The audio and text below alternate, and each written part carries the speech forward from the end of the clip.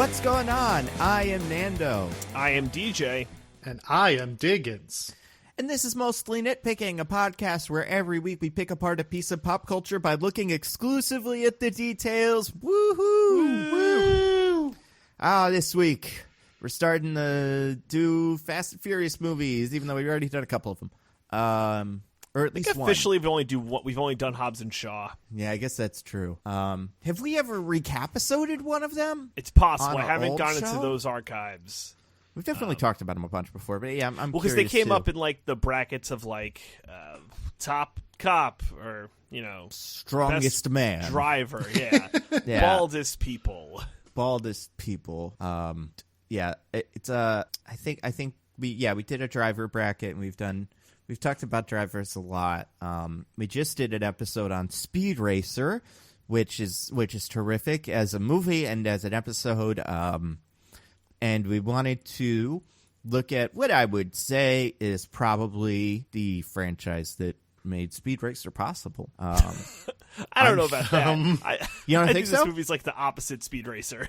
Right, but I think I'm sure whoever made Speed Racer, whether Paramount or whatever or Warner Brothers, was like, oh, okay, kids love these Fast and Furious movies. What can we make that's kind of like a Fast and Furious movie? Well, we've got Speed Racer sitting around in the top drawer of our cabinet of movies. That's close enough. I don't think they're anything alike, but I do think it's probably trying to follow some sort of trend. I will say this. Both movies have a weird combination of both racing, not racing, and fighting. So they do share that in common. That's right. Where they pretend that the racing quotient is really high, but it's actually very low. Exactly. Actually, Yeah. Speed Racer has a fair amount of racing, I would say. Oh, Speed Racer's got a ton of racing, and it's interesting. The racing in this is boring, which it gets less boring as these movies go on. But jeez, for a movie about racing, for anybody going back to the beginning of this franchise after seeing the recent ones, you're kind of like, okay, so when's the race part going to start? I know they're doing a lot of drag racing, but I think they do other racing, and the answer is not really. They don't really do a lot of drag racing also. Yeah, I guess there's not too much of that either. It's very listen, some people love it. I think it's got quite a lot of charm. Yeah, I love it too. But as a part of this franchise and as something to follow Speed Racer, for me, it's a big disappointment. But guys, before we get to the Fast and Furious, the Fast and the Furious. Yes, this is the Fast and the Furious. The Fast and the Furious. Fast and Furious is the fourth. It's the fourth one. Yeah. That's what everyone is kind of determined is the not great one. So that's not excited. And not great by the standards of this, which is even more interesting. Oh boy. Oh yeah, you'll see. But yeah, guys, how are you doing? DJ, how are you I don't want to say holding up because that's what everybody says, but how's it going? I hear you're trying to become the king of games.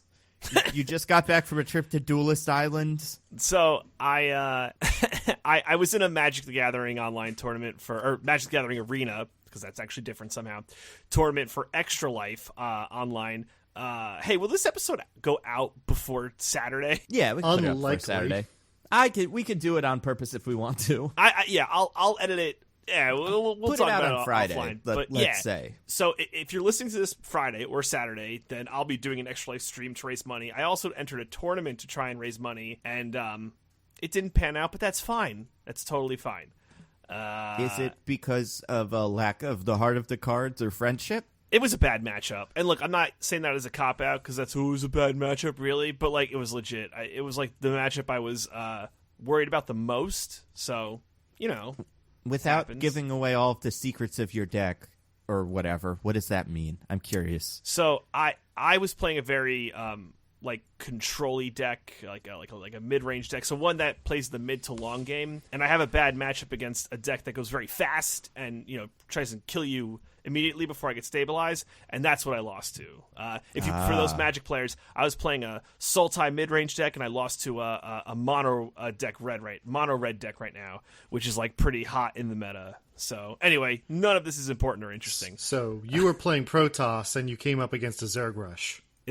I can't tell if you're making shit up or if I'm supposed to be yes. So you were playing dive, and you came up against a Brigmay, I don't know, Again, Baptiste. I have no idea. But for the purpose of this conversation, yes. Cool. So Diggins, anyway, so you've been getting into Star. What's that game called? Not The Star Witcher? Wars. No. What is the thing that you just described? Oh, I was talking about StarCraft. StarCraft. oh I knew. Yeah. Are you getting into Star? Do you play StarCraft? no, No, I have like Diggins. pretty much never played StarCraft in my life. Ah, well, you've probably got the most StarCraft knowledge out of all of us. The takeaway from this conversation should be everyone should check out twitch.tv/sippybyday on Saturday between around the hours of 10 to 10, still figuring out exactly when that's going to be, to watch Michelle and I play video games, and we'll definitely take a Jackbox break so we can involve Diggins, Nando, friends of the show, whoever else wants to be involved, and it's going to be an awesome time. Cool. Diggins, what about you? What's going on with you? You're witchering, speaking of streaming. I've been witching. I've been witchering. You're witchering. I was streaming a little bit of me playing The Witcher 3 starting on this past Saturday, which was my birthday. Ooh. So I've been sending that out to literally ones of people. I'm enjoying them for what it's worth. It's fine. It's not really I'm not doing it for the views, it's for the love of the stream. You sound not pretentious right now. No, but it's just been something to do while we're all locked up anyway. It's been fun. I'm trying to only play the game when I stream, and I am on a quest to be the world's greatest Gwent master, which is going swimmingly so far, undefeated. Nice. Wow. I wish I had a card game I could say that I'm spending my time on. What's the closest thing I'm doing to any card something these days? Nothing really. Watching movies. Not Not really. picking up There's a Yu-Gi-Oh? trading card game for everything, Nando. Oh, I mean, I love trading card games, except for all the money parts. Although I guess Gwent, you don't have to pay real world money. That's the best part. I don't know. Hopefully at some point Overwatch will, instead of adding a new hero or fixing any of the metas, just add some sort of in-game card game that I can play. Yeah, it'll be Hearthstone. You can play Hearthstone while you play say- Overwatch. Yeah. I'm shocked they don't already have a Hearthstone. They don't. One of the I believe in an arcade that you can there's a Hearthstone machine in one of the starting things where you just smash arcades until the end of the game. I believe also in one of the shorts someone is playing Hearthstone, so it comes up. It's not quite as much as all the Netflix shows, how they're all they have to all awkwardly work in the word Netflix somehow. But it's similar. Yeah, apparently there's a new Overwatch coming out that's called something else. I already forgot. Yeah, But it's isn't like Overwatch 2 Counter-Strike, coming but out? It's Overwatch. going to have a campaign or something? Oh, no. This is the hot new thing. Speaking of streaming, there's some new game that people are streaming that no one can play yet. Called I don't know, something edgy like Valorant. Valorant? Is that it? Yeah. Right? Is that right? It is. It's supposed to be like Overwatch mixed with Counter-Strike. Oh, yeah, that is what it is. So that's something. Maybe I'll get into that. I mean, I don't think I can yet, but maybe at some point. Oh, come on, Andy. You got that sweet YouTube pull. I know, but I don't want to use it. I'm going to use it all up at once to become the to get a spot in an episode of everyone's favorite television show, one that I watched, Love Is Blind. I don't know. I really didn't Magic think that one Castle. through. I thought your one thing was going to be getting us into the Magic Castle. What's that? Oh, the magician's thing? Yeah. Oh, maybe that would be fun. Would you guys want to go? I would go to the Magic Castle in a heartbeat. Well, obviously we can't Diggins. go now, but in the future? Yeah. Do you know what this is? I have no idea what you're talking about. So we've talked about it on the show, but I think it was before we had you as a regular guest. But basically, it is a club, mansion thing in LA where to get in you have to know someone or be a member and spend thousands of dollars. You have to dress up. If you're a guy, you got to wear a suit. If you're a gal, you got to wear some kind of gown or some fancy dress. And it's basically an entire lounge area house thing where people just do close-up magic, and apparently it's amazing. I mean, I don't know how we're getting in, but okay. I'm gonna have to come up Nando's with some gonna use his clout pull. somehow. Yeah. I need to figure out a connection. We need to pull a Now You See Me style heist Holy to get shit. Nando in with a group of bank robbing magicians. Nice. So we have a to good idea. invent hologram technology that is so good it appears to be magic, and also invent magic somehow. And at the end, it's kind of like, well, which one was it? And the movie's like, we're not sure. And then they make a second one, and they change one or two of the actors. I want to say Isla Fisher doesn't come back. I don't know. I hate those movies. Guys, this is kind of like Now You See Me if instead of magicians, they were racing cars. In fact, it's a lot like Now You See Me, the Fast and Furious franchise. Very low stakes. Like stealing electronics. Super I don't know what low they stakes. steal in Now You See Me, but I assume it's a lot. Oh, yeah, they steal, like, tons of money, and they give it to the people. They're Robin Hood or something. Oh, God. Yeah, it's not a very good movie. And the magic in it isn't very magic-y. It's just kind of like, I don't know. It's, I watched the first one and watched some of the second one. I was excited because Daniel Radcliffe's in the second one as a stage magician. So they're kind of like, oh, this will be a fun little Harry Potter thing. But no, it's not really that fun. So that's my rec for this week. Harry Potter. Harry Potter and the Vegas of Now You See Me. Get wrecked. All right, no, so Fast and Furious. Because The Fast and the Furious. The Fast and the Furious, true. Well, okay, so this is called The Fast Saga. Am I correct? That's what Yes, that's the whole, like, MCU of it, is the Fast Saga. Does it really have to be a saga? I don't think sagas... What's a saga? You know?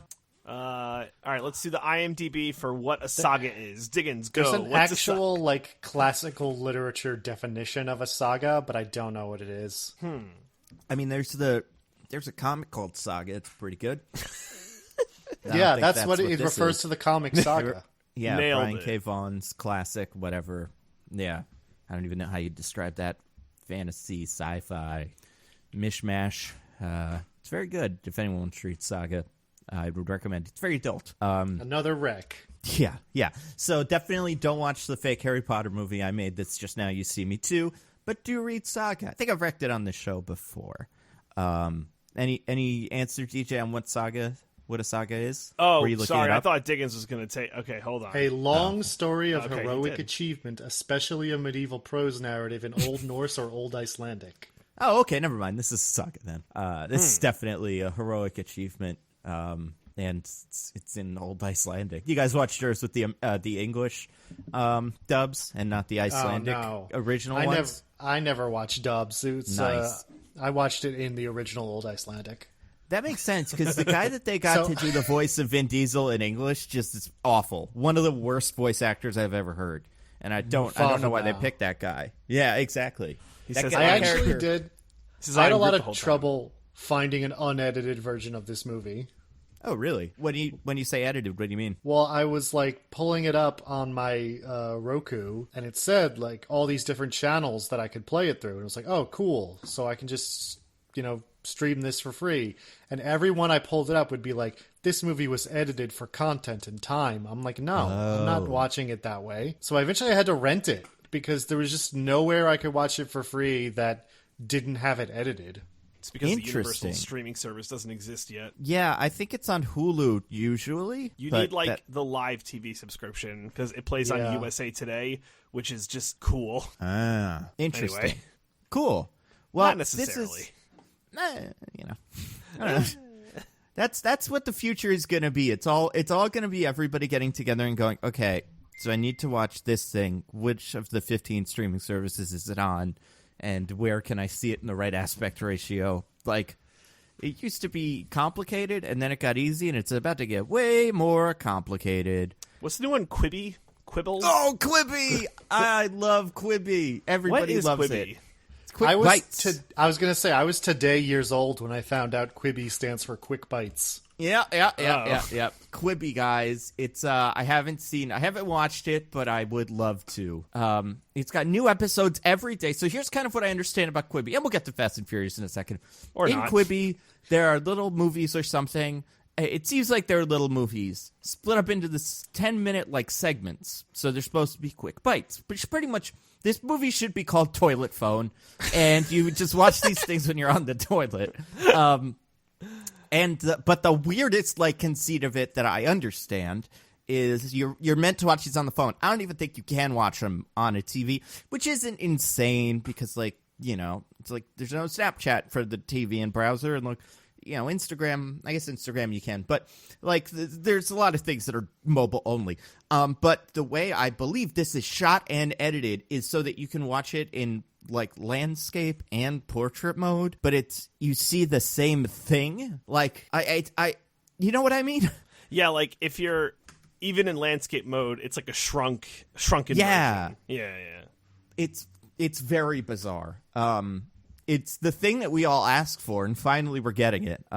Is Quibi? Did we ask for this? Oh, I asked. I I asked don't every day. recall asking for a Quibi. I tweeted Quibi.com, and I was like, "Why aren't you a thing?" And then they were like, "All right, fine, Chrissy's Court." And I was like, "Good." Now on Chrissy Teigen, I'll hold a gavel and have a show called Chrissy's Court, which is something that you can see on the website, Quibi.com, but isn't explained. Also, I think they did something with I don't know, the guy from Schitt's Creek, I think, has a show or is part of one of them. They stole an internet show from 2014. What's that mean? It means they did there's a show on Quibi called like Memory Hole. That's Oh. almost exactly a show that was done on like YouTube in 2014. Oh my gosh. Someone tell the police. Yes, Or please. the internet people that need to know. Yeah, can we do a citizen's arrest on Quibi? Memory Hole. Oh yeah, okay. It's got Will Arnett, so you know it's show. Wow. He's Savage. just on everything. I don't even think anything negative of him, but doesn't he also host that Lego show? He does. Yeah. So, I don't know, man. This one's got Patton Oswalt, so that's a little bit more fun. Anyway, guys, we're not here to talk about Quibi. However, I think it might be a lot of fun if next week we do Quibi instead of Fast Oh my God, 2. we're gonna nitpick a Quibi thing. Oh, Yeah, I was just Well, like next next week, week app of Quibi. I assume next week we're doing Trolls World Tour.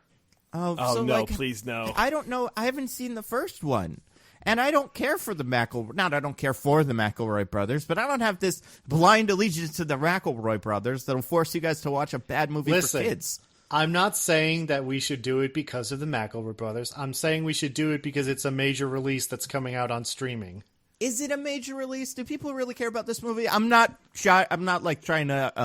I'm sure children do.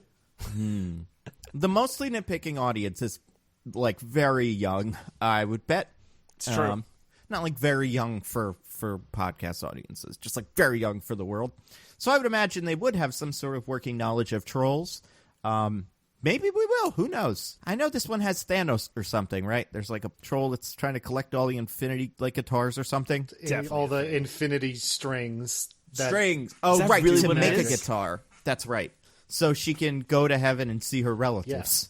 And Yeah. she's played by Rachel Bloom, which appeals to me. Oh, Diggins likes a little troll. It's got a little troll thing going on. Diggins, you on some I wasn't. cool troll I message wasn't boards? doing a. I wasn't doing a DJ style. Delicious. Yeah, Creepy it's thing said about a female actress. trollescence. I just She's- think Rachel Bloom is very talented, and I like supporting her work. Would you say delicious? No, I would not say delicious. Would you say delicious about the McElroys? Yes. Oh wow, Interesting. Is there a more delicious McElroy than the rest of them? Travis. I mean, listen. Oh wow, that was quick. DJ, do you think Travis McElroy listens to this podcast?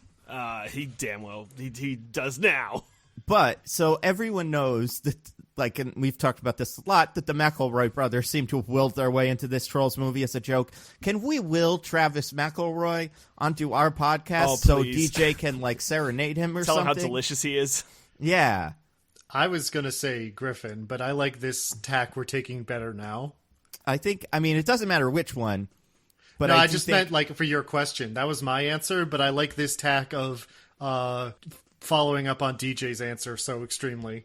Yeah, let's have DJ tweet the Travis McElroy. I'm assuming it's Okay. Travis Can I do it from the McElroy on podcast Twitter. account? Oh. Sure. No, you can. I'm trying to think of what would be better if you tweeted it and then we all retweeted it, including the podcast account, or if the podcast account tweeted it. Oh, that's a good well, point. tweet it from the podcast account, but don't tweet it in your own voice. I got you. Like, don't use the word I.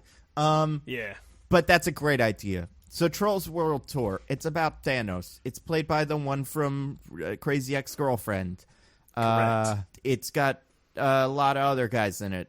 Probably Justin Timberlake. I'm betting James Corden's in there somewhere. It seems like his kind of thing. Oh, he is. He actually cool. 100% is. Oh, I'm How sure. did you Yeah, figure that out?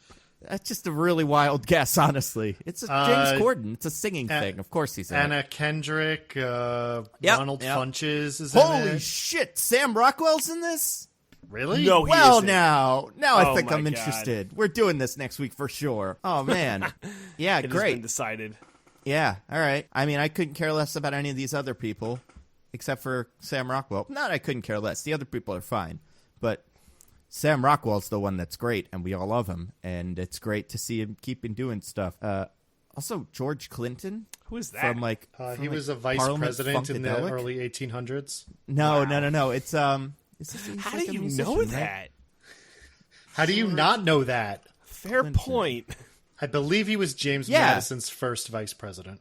George Okay, Clinton. seriously, how do you know that? How do you not know that? All right. Well, Well, anyway, George Clinton is the lead singer of a band called Parliament Funkadelic, and I guess he's in this too in some respect. All right, Kelly guys. Clarkson's in the movie. She was also in Parliament Funkadelic. That's how she got her start. I'm glad she's doing something. Yeah, most of these actors at some point or another have been in Parliament Funkadelic. James Corden, again, it's a music thing, so he shows up every now and again. Ozzy Osbourne. Ew. Yeah, he's one of the metal trolls. Ugh. Oh, man. This movie seems very thirsty, actually. Flula Borg. Yeah, this is a thirsty movie, if you ask me. Where it's just like, what do you like, Internet? We'll put him in the movie. Please, please, please, please see the movie. And it got us. We got tricked into seeing it. Whatever. Anyway, want to talk about the Fast and Furious 1? Sure. All right. It's a pretty good movie. Want to do the IMDb thing? Yeah. Let's do it. All right. I'm not going to look either. Diggins. So we're talking about The Fast and the Furious from 2002, I believe. 2001, baby. 2001. Okay. And boy, is it. It's about as 2001 or 2 as any movie ever has been. We're going to go through all of the plot. This is an old enough plot. I don't think spoiling it's that big of a deal. And we are going to nitpick it and stuff. But first, we have a tradition where we all try to guess the IMDb summary, see who gets closest. Diggins, you want to go first? A cop goes undercover to identify a gang of thieves boosting trucks, but gets himself in deeper than he expected and finds his loyalties torn. That's not bad. DJ?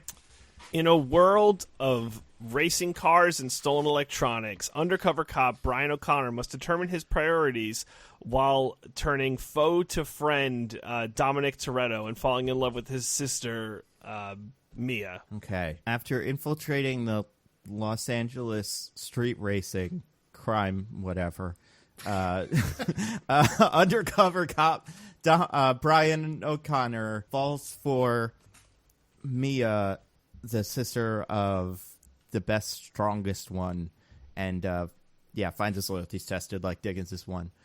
Basically, mine is Diggins' one, so I can't lose. I found it if you want me to read it. Well, if Yeah, DJ's please. right, then you do lose. I think Diggins was the closest. Oh, nice, Diggins, a tie. High five. All right, go on, DJ. What does it say? Los Angeles police officer Brian O'Connor must decide where his loyalty really lies when he becomes enamored with the street racing world he has been sent undercover to destroy. Mine was pretty good. I was pretty close. I said Los Angeles. And He said Los Angeles street crime thing. yeah, I think that's what they would describe it as in the movie. What are we doing out of here? Street crime things, all right?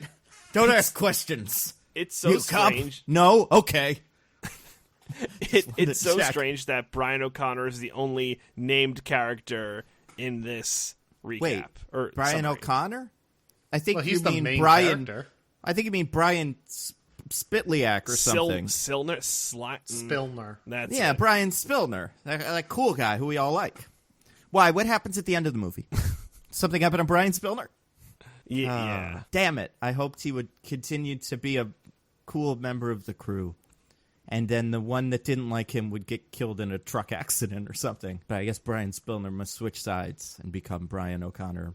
Brian Do you think O'Copper, more like. Nailed it. he's eventually going to marry Mia, right? Yes. Does she become Mia O'Connor? Because I would love it if he took Dom's last name. I think was she does Brian become Mia Toretto. O'Connor. So I was looking this up earlier, actually, and I don't think they ever get married. They live together and have kids, but they're still In not married. sin? Oh, Yeah, man. they've been living in sin. At first I thought he was a good guy, and now I'm Never not says, so like, sure. That's my wife or anything. That's my wife. He never looks in the camera and goes, "My wife." Oh, see, Diggins, you haven't even seen the second one yet. Just you wait. Borat, God. this is the height of Borat. Just kidding. This is 2 or 3 years before, well, I guess post Borat on TV, pre Borat in movies. But yeah, I mean, so we'll talk about the characters and stuff, but first let's get some opinions. We'll start here. DJ, what do you think of the Fast and Furious franchise? What are your overall thoughts on that? You fan? You not a fan? I am a stan of the franchise as a whole. Staking out a strong position. But I will say a lot of what I love about like the saga and the franchise like isn't present in this movie. It's how insane they get as they go on. So, but this movie I think is good, but it's not. Somehow this movie is the least Fast and Furious movie of any of the, well, not any, but of most of the Fast and Furious movies. Very bold claim. Dickens, what do you think about the Fast and Furious movies, not this movie specifically? We'll get to what everyone thinks of this movie, but I just want kind of your general thoughts going in, maybe not before you saw it most recently. Had you seen it before you saw it today? This one, no. Okay. Before today, I'd only seen the latter day Fast and Furious movies, and not all of them, just some of them. Mm-hmm. And I'm not particularly a fan of them. Fool. No. Give him a second. He liked Speed Racer. Maybe he just doesn't get him. To me, I enjoy a dumb, over-the-top action movie, but the Fast and Furious movies feel like they're trying too hard to me. It feels like it was manufactured in a corporate laboratory to like distill that essence and like recreate it, and I can't help but see how artificial it is. At what point do you think that happens? Do you think these were themselves, and then they kind of hit that weird self-parody? I don't even know what you'd call it, but like, do you want to guess what movies that comes between? I have never seen one before 5. Right. And that's how I feel about all of them. Really? So I guess 5. Even this one? Well, this one I don't like for other reasons. Okay. See, I would say, I think there's a point to be made there. I would say it's between 6 and 7 is when they spin off into self-parody. Not say I don't like them, but I think once you watch all of them in a row, you'll see where they stop. Where they stop going like, what's a fun thing we could do, and start going, what's the weirdest, most bizarre thing we could do? And how will that like get the laughs and be a big trailer? I don't know. There's something there's something really strange about the Fast series because of how much it has changed without knowing where it was going. Like, you know, Marvel's the other one where like they've made a bunch of movies more or less all successful. But you did get the sense like, when Infinity War happens or Endgame happened, that was in the back of someone's mind. Whereas with this, there's no way they knew where 9 was going to end up or 8 was going to end up when they wrote this. So I find I think the ascent or like descent into madness or this like just too cheeky to be fun thing did happen at some point. The tricky part with the Fast and Furious movies is I don't know if there's a guy, you know, who's just in charge of all of them, or if it is shifted from creative team to creative team, and that person goes, well, I think I know what a Fast and Furious movie is, and I'll make this. That is all to say, I enjoy the Fast and Furious movies. They're not my favorite movies ever. I've never met a Fast and Furious movie I couldn't enjoy for some reason. Having said that, I've never sat through 4. So we'll see where that one ends up later. But all right, now we all know where we feel about the Fast and Furious movies, and we've all gotten a little taste of how we feel about this one. DJ, what did you think of 2001's The Fast and the Furious? I think this movie is okay. I'm not in love with this movie for anything that it does in particular. I actually think this is like kind of a paint by numbers, just weird racing action movie. Like, I bet if you watched this movie against Gone in 60 Seconds, you wouldn't see a lot of differences. Diggins, have you ever seen Gone in 60 Seconds? DJ, you fool. What? It has Do you Nicolas know- Cage in it. Yeah. Yeah, that's what I'm asking Diggins. Oh, okay. Because I know how much he loves Nicolas Cage. So you have seen Gone in 60 Seconds, Diggins. Oh, a long time ago, but I have seen it. Okay, He but could be in this movie. he could. I would posit that there's not a lot of difference between those two movies, but this one spins off into like its own into the Fast saga. Diggins and Nando, you guys might disagree with me, but I don't think this movie does anything egregiously bad. There's some shit that definitely does not age well at all. But they're trying to do a lot of things. The soundtrack in the first 30 minutes is so weird. There's like Busta Rhymes songs and just like The soundtrack in the whole movie is so weird. Yeah. Not necessarily for the choices, although they are strange, but the obtrusiveness of it. Yeah, I think the soundtrack. I agree with what you're saying, Diggins. However, I have to agree with TJ. I think it is at its worst in the beginning and its most weird. Yeah, they are bouncing around from song to song, style to style, artist like it's a fucking Plinko game where you And start in Fred the Durst corner is and you part wind of up in it, the other corner. which Yeah, means it's the worst kind of Plinko. it's yes. Yeah, you never want the ball in Plinko to keep rolling. What? Oh my God. Rolling. Yeah. It's so batshit crazy. So yeah, I don't think this movie does anything hugely harmless. I think they take a lot of chances and do a lot of weird things, but it's like a fun, stupid watch. And it's only a little over an hour and a half long, so how bad could it really be? So my Shockingly, right? it's short. It's fine. Some things don't age well. Movie from almost 20 years ago, but nothing egregious. And I think it's like a Like nice that little casual watch. slur at the beginning. Listen, Yeah, but that guy's a bad guy. yeah, the bad guy's So- doing the casual slur. Yeah, if Brian did it, I think it would be a little much. I was also caught off guard by it, having seen this movie before. But at that guy was supposed to be super unlikable for the Supposed to not entire like movie, him. so I'm not shocked. So that's my take. I yield all my right. time. I will say I'm going to build on what DJ said. I also enjoyed it. I find this movie incredibly charming, and it's so weird. I think once we'll get to it next week, but once another character comes into the picture and starts Tyreseing it up, I don't want to give the actor away. It kind of takes away from this weird character that Brian is in this movie and only this movie. And I think I like how... So, like, people have made this point before, but this movie is Point Break, and I think as Point Break, it works pretty well. I don't think if I had watched any of the Fast and Furious movies before this and then watched this, I would be in it for either... like the combat or the car racing or the family. But as its own little thing, I think this movie is kind of fun and charming in its like 2000s-ness. Obviously, it's got some dated bits. And I more or less enjoyed everybody in it. All of the performances more or less worked. If anything, the racing was the worst part. Diggins, what did you think?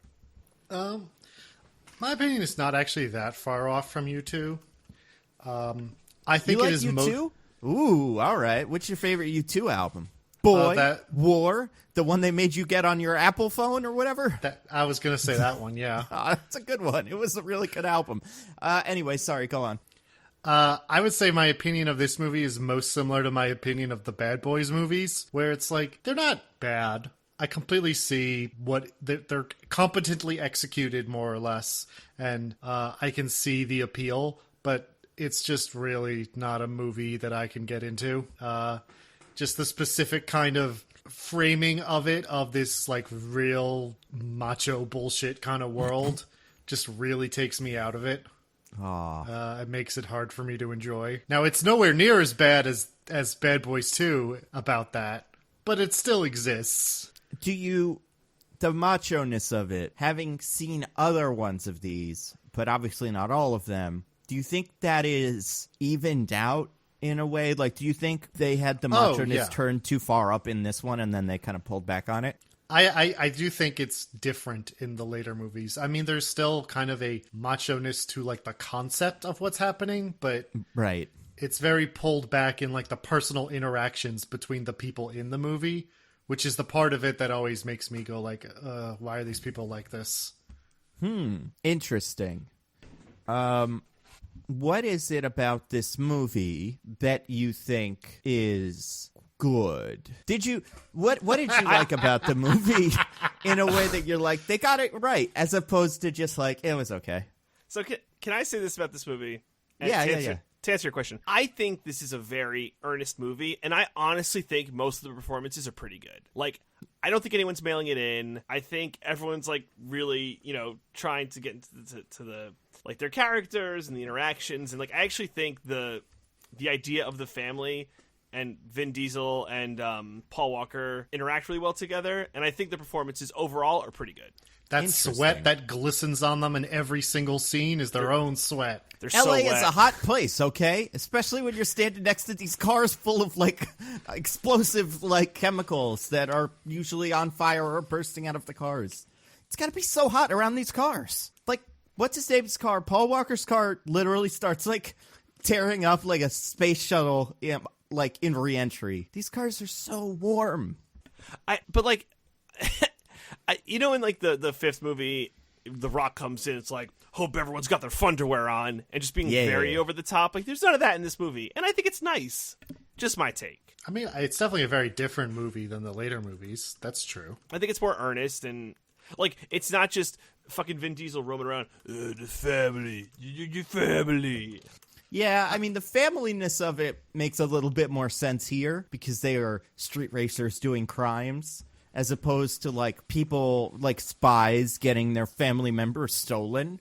Where like with James Bond, it's like, I guess, like he wants to save the people because they're spies. Like, he's like the family and them all trusting each other and stuff, and him wanting to date his sister. It's all very important and integral to the plot in a way that I don't think the other ones really are. It almost feels like family. Wait, who wants to date their sister? Not wants to date his sister. You know what I mean. Brian Spitchaman wants to date Jordana Brewster's one. And then Dom's not excited about it. But I mean, he is pretty much immediately. But I think the family aspect of it, like, you could be like, there's guys that are like, we want to steal the nuclear codes to blow up the world in future ones, and then The Rock's like, we're not going to let you do it because we're family. And it's like, well, you're not going to do it because you live on the world and you don't want them to blow it up. But with this, it's kind of like, yeah, I guess the family stuff is 100% part of it. Have you guys both seen Point Break, the original, or I guess the new one that they remade that was bad? I have never seen the new one. I have watched the original a couple times Keanu and seen Reeves the and- live stage show. Whoa. Oh, man, I want to see that so bad. I hear it's so funny. It's really funny. Oh, I just learned about that like about a year ago. DJ, have you seen Point Break? Oh, God. Uh-oh. I don't think so, actually. I don't think I've seen them. Yeah.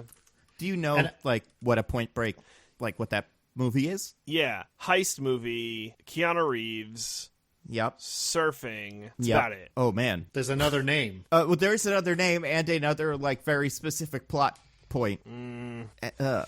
Oh, boy. Okay, so here's the really high level. Johnny Utah is Keanu Reeves' character, and he is an FBI agent or something. Oh, right. Correct. There it is. Something like that, who is trying to break into Bodie, played by Patrick Swayze, and Bodie is committing crimes in the extreme sports. Like, he's a surfer, but they just do cool, really 90s-y crimes.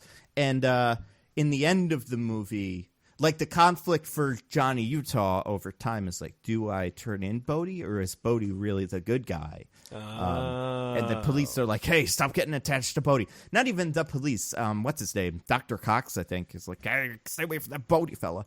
Well, Dr. Cox is like their boss, but the main cop he interacts with is his partner, played by... I'm trying to remember. It's someone people know, I think. Oh, it's someone people know, all right. But you know who it is right now? I can't remember. You could tell us.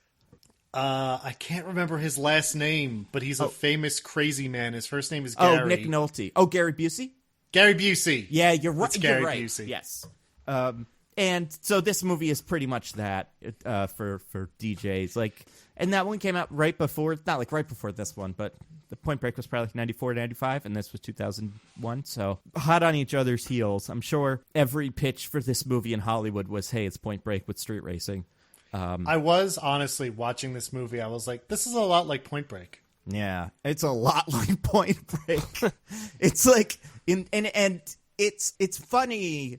There's some things that cross over to a really strange degree. Specifically, did you catch this, Diggins? Do you remember what John C. McGinley will not let people do in his FBI agency? No, I don't remember. He won't let you smoke or drink coffee or drink soda. It's part of why people think this movie is like an allegory for, people think Point Break is an allegory for Mormonism. And he's Johnny Utah, and he's trying to get involved with this spiritual leader, Bodhi, who has like different philosophies. He's coming from this really straight-laced, like, no drinking, no drugs, no caffeine, chief. And the chief in this movie also does that. And part of me is like, is this just what they do in L.A.? Because I feel like that's not a normal thing. All the people in this movie react to it like, that's weird. But yeah, that specific bit was like, is this a direct kind of get at Point Break? But yeah, I mean, this is definitely not, there's no depth to this. Like you could even kind of fake for a Cracked article like you could with Point Break. But this movie is otherwise very, very, very similar. But this it's movie also is someone who watched Point Break, and at the end of it was like, I think Patrick Swayze was fine, actually. Because Point Break takes the opposite tack of this movie, where in the end it's like, listen, guys, Patrick Swayze is a bad guy. And, right. like, you can have some respect for his lifestyle, but at the end of the day, he's doing some bad things, and you got to stop him. And someone watched that was like, but what if Patrick Swayze was a good guy instead? And he's not. Like, nothing about what Dom is doing is right or good, right? Like, it's just that he kind of likes him. And, like, it's just that Dom kind of likes Brian, and Brian is in love with Mia. But, yeah, the morality of it's pretty cut and dry in The Fast and the Furious. Well, it's almost like Point Break. I don't want to say Point Break is specifically going like, hey, this kind of like posturing and like thrill seeking is ultimately not very good for you. Right. And this movie being like, posturing and thrill seeking is awesome and you should do it. And if you do it, you're a good person. Right. That's fair. Yeah, I think that's... Yeah, I guess... Posturing and thrill-seeking are good. However, I think, this movie levies very little judgment against anybody in it, besides just that the racing part is cool. It's not like the cops are bad, and it's not like Vin Diesel is good. It's just like, it makes a little bit more sense for Brian to kind of be on Vin Diesel's side because of the specific circumstances he's in. I'm going to do this a lot, by the way. Switch up character-actor names. I can't help but call Mia Jordana Brewster. And I don't know if that's just me. Even though Mia's easier, right? It's easier to refer to someone as Mia. Yeah, but I've always there's some actors and actresses who I only know from one thing, and this is one of them. It's like Jordana Brewster, as far as I'm concerned, is only from Fast and Furious movies. So I don't know. Her out-of-character real-world name is just as useful as calling her Mia, because it's like, I don't know. Might as well just call her Jordana Brewster. They're one and the same. Yeah, sure. Yeah. How about this? I want to start here. This is just like kind of a general question. So this movie takes place in 2001 or something, somewhere around then. Was there anything that dated it for you more than something else? The music. Is it the music? Yeah. I want to let me pull up the Fast and Furious, the Fast and the Furious, soundtrack, because I bet it's wonderful. The music, the cell phones. Oh yeah, that too. The outfits, not so much. I can see most of that stuff being more. Well, no, some of them is like a very specific, like you're trying to do a thing, like some kind of weird postmodern, turn of the millennia, like Mad Max almost, but not really. Sure. That one's a bit of a stretch. I don't know. I think what's his name's Frosted Tips were the biggest one for me. Oh, yeah. Brian, like that hairstyle is never going to not be 2000s. I'd love it if it came back, by the way. If we could bring Frosted Tips back, that would be a lot of fun. But, yeah, I mean, they're stealing VCRs and, like, small televisions. That's a good point, too. They're stealing DVD players. Oh, right. Is it DVD players? They say DVD players. Yeah, you're right. I don't know why I thought it was VCRs. I think there's a line in one of the later movies, like, you went from stealing VCRs to being a part of the military, whatever, like, something like that. Like, they refer to the characters as people who steal VCRs. I'm pretty sure that's something The Rock says. Like, there's a long way from stealing VCRs. But I mean, like I said, I don't think there's any specific person in charge of this franchise. So the one guy who was making that movie might have just been going from memory. The cars, I think, are also kind of tied to this moment. But I think, like, so I don't remember. Do you guys remember? Because this was when I was before I was in high school. But the whole Fast and Furious 1, 2, and 3 happened, like, around my high school years. Do you guys remember that show, Pimp My Ride? Yes. I recall it. So this feels like if there was a Pimp My Ride era of cars is what these cars are from. These, like, very tacky, like, I don't even know how to describe them, but they were very strange looking. Yeah, like super colorful. Yeah. Not sleek. Not at all. Like a lot of additions, like everything has a fucking spoiler. Yeah, it's very, like, at some points I'm like, this can't be the fastest way to, like, this can't be the best way to make a drag racing car. Seems like, I'm pretty sure one of the rules of drag racing is you want a car to be light, and I don't think like 50 pounds of computer software and stuff in like the driver's seat of it's really going to be as effective, or in the passenger seat. But yeah, these cars are pretty weird. I guess they do have cell phones at certain points. Someone calls Dom at one point, right, on a cell phone? Yeah, and Brian calls in the medevac with a cell phone. That's right, yeah. Oh, in 2002 is when we all started carrying those big old harpoon spear thingies. Oh, good point. Yeah, those are right around 2002. What are we hunting, Moby Dick? Yeah, I didn't even think about that. That's like, they went back to their old harpoon skills. Like, I'd completely forgotten that that's part of these at all. And don't forget the old-timey trank gun complete with a feather in the dart. Yeah! What the heck? Like, why? What's the point? Just kill the guy. I don't know. They wanted to be very clear that they are not killing these guys, so that later when we're sympathetic to them, we're not like, but they're bad guys. We're just like, oh, but they're just stealing. So let's talk about that first theft. So we see one theft. The movie opens with 3 of the, like, bad guy cars, or I guess criminal cars, overtaking a tractor trailer that is hauling, like, 2000s electronics. And that is done by, like, the cars, like, the 3 little cars gang up on the big truck, and then one gets in front and shoots it with, like, the harpoon gun. That guy, like, climbs slowly into that truck and then knocks out that guy with a blow dart. And then, I guess... You can see the guy driving the truck up until the moment the other guy's in the cab with him is, like, stone-faced, like, still driving forward like nothing is happening. Yeah. It's kind of hilarious. And the guy gets in the car, and then he starts, like, kind of beating, like, he has a bat, and he starts, like, beating him up with it, but then I think the guy, like, gets the better of him. And then... The guy shoots him in the neck with the blow dart gun. Shoots him in the neck with blow dart gun, and then they drive through, like, an active work zone, and it's very, like, it seems kind of perilous, but they just kind of make it out barely without killing everyone in there. They get single file very quickly. Yeah, and one of them gets under the tractor trailer, as if that mattered. Just get behind him; it's fine. You get him two. Well, there was already someone behind him. Yeah, but have that guy slow down a little bit. I don't know, man. Nah, it's not as cool. How to merge. But yeah, like, it's not like what they're doing isn't potentially going to cause lots and lots of death? Plus, like, are they, like, giving it away to the community or something? What's it all about? No. They're spending it on their cars. Yeah. He wants to retire with Letty to Mexico or something like that, right? He says that to her at the end. So, yeah, they're not, like, good guys. They're bad. I don't like them. I mean, I don't think you're supposed to root for them, right? I feel like you should. I feel like he lets him go at the end. You're 100% supposed to be like, yeah. Yeah. Bros. Like, I feel like if there was one thing where it was like, well, also he's got a bunch of like what he does in all his other stupid movies, in the Triple X movies, where he's like taking down the stuff for the poor people of the village or whatever. Like, I'm surprised that there's none of that here, just to make him a little bit more like, oh, are these guys good? Aren't these guys bad? Because, yeah, they're bad. They're 100% bad.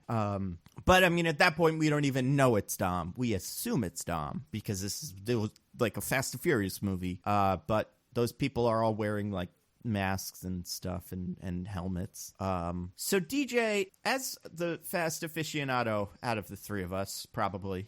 Wow. I don't know. I mean, I'd say me and you are probably right up there.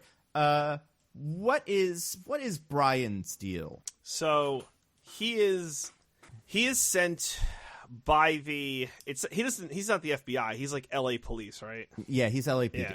But they're working with the FBI. That's right. Which is weird. Correct. So he is sent in undercover to figure out about the, like, not even about the LA, like, underground racing ring. He's supposed to be finding out about the stolen DVDs. Yes. So, you know, when we're introduced to him, he's hanging out at, like, this little sandwich shop that Dominic Toretto owns, and Mia, his sister, operates.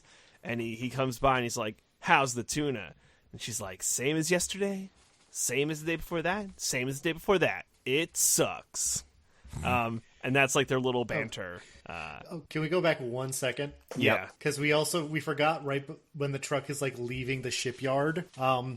The dude who packed it up gets on his cell phone and loudly starts saying in front of everyone around him, "Don't forget, I told you where the truck is so you can do your crimes. You better give me my illegal money for the crimes I'm helping you with." Just loudly to everybody. That's a good point. Sorry, I really wanted to bring that up. No, that Please is really continue. Good. So yeah, so we got Brian, again, his fake name, not Brian O'Connor, Brian, what was it, Diggins? Spillner. Mm-hmm. What is that, a serial killer's name? Yeah. So some guys who are part of... I know. That's the accent they all have, right? Yeah, that was Vin Diesel by way of... what's the fucking Hanna-Barbera cartoon character? Oh, Snagglepuss? Snagglepuss, yeah. No, it's Vin Diesel by way of Snagglepuss. I thought you were going to say it's Vin Diesel by way of Mark Sinclair. Vin Diesel's real name, and I assume what he sounds like outside of these movies and interviews. his name is Mark Sinclair. Mark Sinclair. Hollywood fancy man Mark Sinclair in The Fast and the Furious. Say what you want about him. Having his name be Vin Diesel was like the smartest thing he could do. Yes, absolutely. And so good. I've heard the script for this. He didn't read it. He was just shown an animatic of the time when he tries to start a car, and then it goes from his arm into the car, and then out the nozzle of the exhaust pipes. And that second of his life is the most important second of his life when he saw that and went, okay, I'll make this movie, because I believe that's all he ever did for this to sign on for this movie. Okay, huh? Yeah. And I would like him to go back to Mark Sinclair at some point and start doing, like, really fancy pictures. Like The Artist 2 with Mark Sinclair. Or, like, I don't know. The artist formerly known as Vin Diesel. Yeah, or, like, do Broadway under the name Mark Sinclair. And, like, not even just Broadway. Like old Broadway. Bring back, 42nd Street starring Mark Sinclair. Maybe he's already doing that kind of thing and we just haven't realized it yet. Oh, I haven't even checked for Mark Sinclair. Yeah, let's give everybody keep your eyes open for Mark Sinclair, okay? Will do. Well, all right, so Mr. Brian Toretto, Brian O'Connor.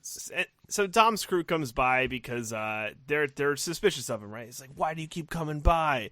He's like, "I'm asking about the tuna," and then they just decide to beat him up because why not? Yeah, I don't think they're actually suspicious of him. I think they're just mad. Like Vince is just mad that Mia seems to like him. Yeah, for sure. Is she giving any indication of that, though? I mean, they're, like, smiling at each other, and he's handsome. Maybe it isn't even that it's like, oh, man, she likes him. It's just, like, he may be a threat to me. They're threatened by his masculinity. There is a and handsome man near the girl I like, and therefore I cannot allow this to continue. A Timberlake-esque fellow is coming to this awful restaurant every day and ordering what I would assume is the worst thing, which is tuna. Like, I wouldn't even get a tuna sandwich from somewhere I liked. It's from home or nothing. But he's going somewhere where they say the tuna is bad. and eating it every day for 2 weeks, I think, or 3 weeks or something like that. So, yeah, he's clearly up to something. So, yeah, then a little scuffle ensues. Mia gets Dom, and Dom is like, "Get out of here, Brian. He's some kind of serial killer with that name." Blah, blah, blah. But then, like, how does he find out about the racing? Does he just How go? does Brian? I think Yeah. Brian already knows at that point. Okay, yeah. Because he's working for Harry, who sells parts. Yeah. Right. Is that part of his cover, or did he just have another job? Must have Yeah, been no, covered. they say later, like, his cop boss is like, how's Harry cooperating? And he's Okay. like someone who's facing 3 to 5 if he doesn't help. Yeah. So that's our, like, introduction to Brian O'Connor. And he's nice and boring and has no personality throughout most of the movie. Correct. He's just handsome in there. Yeah, and Vin Diesel really likes him. They love each other so much. He is a blank slate onto which we can all project our hopes and dreams. Yeah.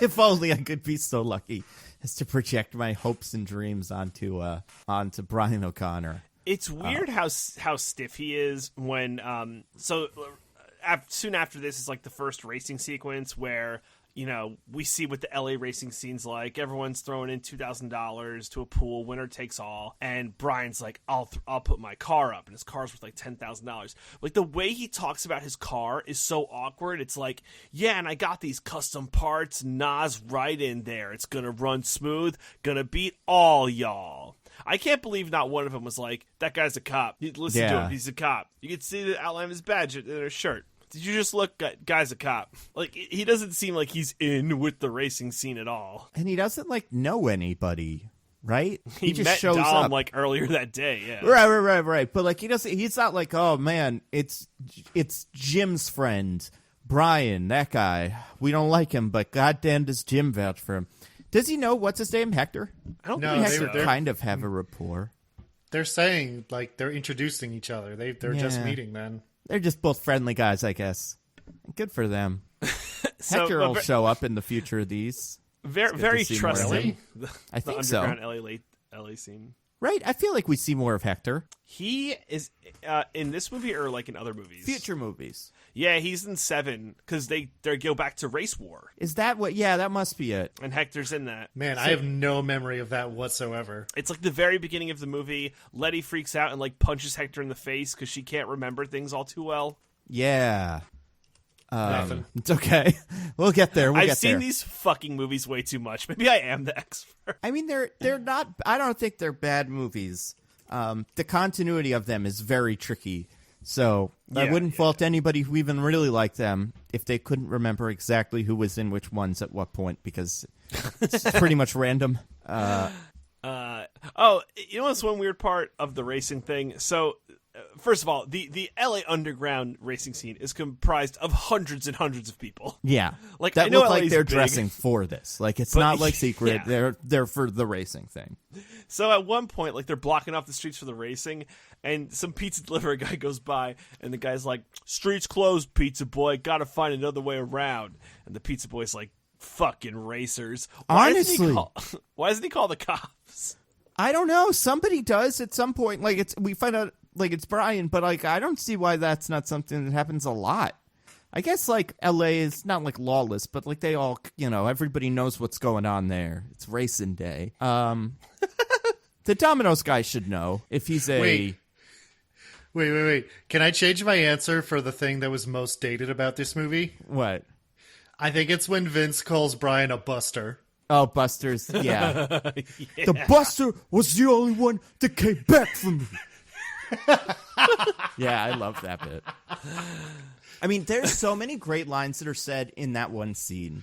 Because that's also, we'll get to it because it's great. Okay, so they race. How does it go? Diggins, who wins the race? Who wins the big race? Also, wait, real quick, can we describe the 4 or 5 racers in the race? All right. You get Vin Diesel, Yep. Dominic Toretto. And what's like his deal? He's car like is the good. big man Everyone on likes campus. him. Yeah. Yeah, he's the head guy. Yep. So, then we get Busta Rhymes. Is he? Oh, one of the no, not Buster Rhymes. Fire Festival's own Ja Rule. Oh, Ja Rule. Sorry, Yeah. Ja Rule. Ja Rule. Do you remember his introduction in this? Yeah, it's bad. It's great. Oh my god, it's so funny. Diggins, you just saw it. Can you explain it? Are you talking about his starting race thing? Yeah. Okay. So, a woman comes over to Ja Rule, takes his hand and puts it on one of her breasts. Yep. And says, "Win or lose, this one's for you. Yep. But if you win, you get this one too." Hey, man. Like, That's not how you motivate someone to a race. Not It's gonna quite. be kind of awkward if Yeah. he loses. Like, how you're gonna manage that? But I guess It's better than nothing. sure. You know? Yeah. Consolation prize. Yeah. Who's next? DJ? Any other racers in this? Is Johnny Tran part of this one or not yet? He is not. No. Okay. But there's another kid who's like playing video games oh, in what his the fuck's car, his playing name? a driving game. He's the hell is his name? I'm not sure he ever gets a name. No, I don't think he does either. No, I think he's not the kid who loses the car. No, No. different guy. Oh, sorry. And then you got Brian, who has like just all the computers doing all the computer work in his car. That's how he's like getting ready for the big race. And how does the race go? Well, Vin Diesel is way out in front the whole time, pretty much, because he's the best race man. Mm-hmm.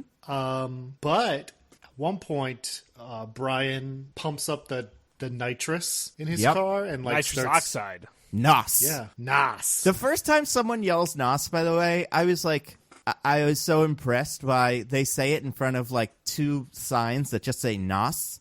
Because this is in the office of Brian's boss's office when he's working at the auto parts thing. And I think that's just for audience members that are like, what the heck is he saying NARS? And then it's like, no, it's that thing that's written on everywhere. You can't miss it. I think that is genius. So yeah, the NOS happens. Right. And he starts, he blows past Dom and is in the lead for a little bit, but then his car starts like flying apart because he's pushing it too hard. Like the bottom of his car like literally falls off onto the street and the nuts and bolts go flying everywhere. I don't know how he doesn't get seriously injured during this part. But then his car just basically starts braking and he doesn't cross the finish line. Everyone else blows past him. And then he loses his car, but he does. gains the respect. And some people think that's more important. And man, I mean, look, I know I said everybody was doing their best, but that line is, I don't know. I don't know if that's supposed to be delivered in an over-the-top cheesy way or if that's what the performance ended up being, but it's a lot. he's got some big respect energy up in there. Yeah. So he has to give Vin Diesel his car. But then disaster strikes because we also meet Letty here. Letty is Dom's girlfriend who doesn't want Dom to. I don't know what Dom thought he was doing with those two like race ladies. Because this is the how about skanks. this? DJ, can you describe what a street race, like if you walked up to one, a 2001 The Fast and the Furious street race, what do you like see? What's the vibe? So you have a lot of cars just like flanking a lot of the streets, closing it off, almost as if it were for like a parade. And then there's like a ton of different people. You got dressed up in all kinds of ways. You got women dressed in like weird like schoolgirl outfits, weird like a lot of denim, vests, not a lot of clothes, and then the guys are all just thirsty as hell. And everyone's got their cars ready. All the hoods are open. All the car hoods are open. Do you think they're all playing their own music, or one of them is playing music for the rest of them to enjoy? That's Because a it's great definitely question. music, but I can't decide how it's being like, if it's like a drive-in movie theater where everyone tunes to the same station and plays their music. Because I don't think that there is an epicenter of music. I think this music is a group-like thing. You know what I mean? Oh yeah, I think that makes sense for why the beginning of the soundtrack is so like jumping around, very herky-jerky like. It's because they're just taking you from car to car, playing different music from each car. You know, everyone's got their own tastes. Ja's got his own tastes. Vin Diesel's got his tastes. Yeah, Ja was Brian's got probably his taste. playing the Fred Durst, honestly. I like that as a title, too. If they didn't want to go with Fast and Furious, I think they could do, like, jumping around all herky-jerky. Jumping around all herky-jerky one, jumping around all I couldn't think of another herky-jerky. word. I was like, discordant? Is that what I wanted? No. It's like cacophony. I don't know what the word you would use to describe the motion of the camera is, but Listen. or it's very distressed. As listeners may or may not know, I'm very white, and I'm probably turning into my father. So herky-jerky is what we went with. At me. Very good. So yeah, Paul Walker. I mean, the one that is him. For herky-jerky. Well, also there's lots of like. So the girls in schoolgirl outfits, and this is going to become a staple of the Fast movies. Every camera in every like racing, like, because every movie will have some sort of like, this is the big race gathering, and will kind of slowly become part of the atmosphere of it.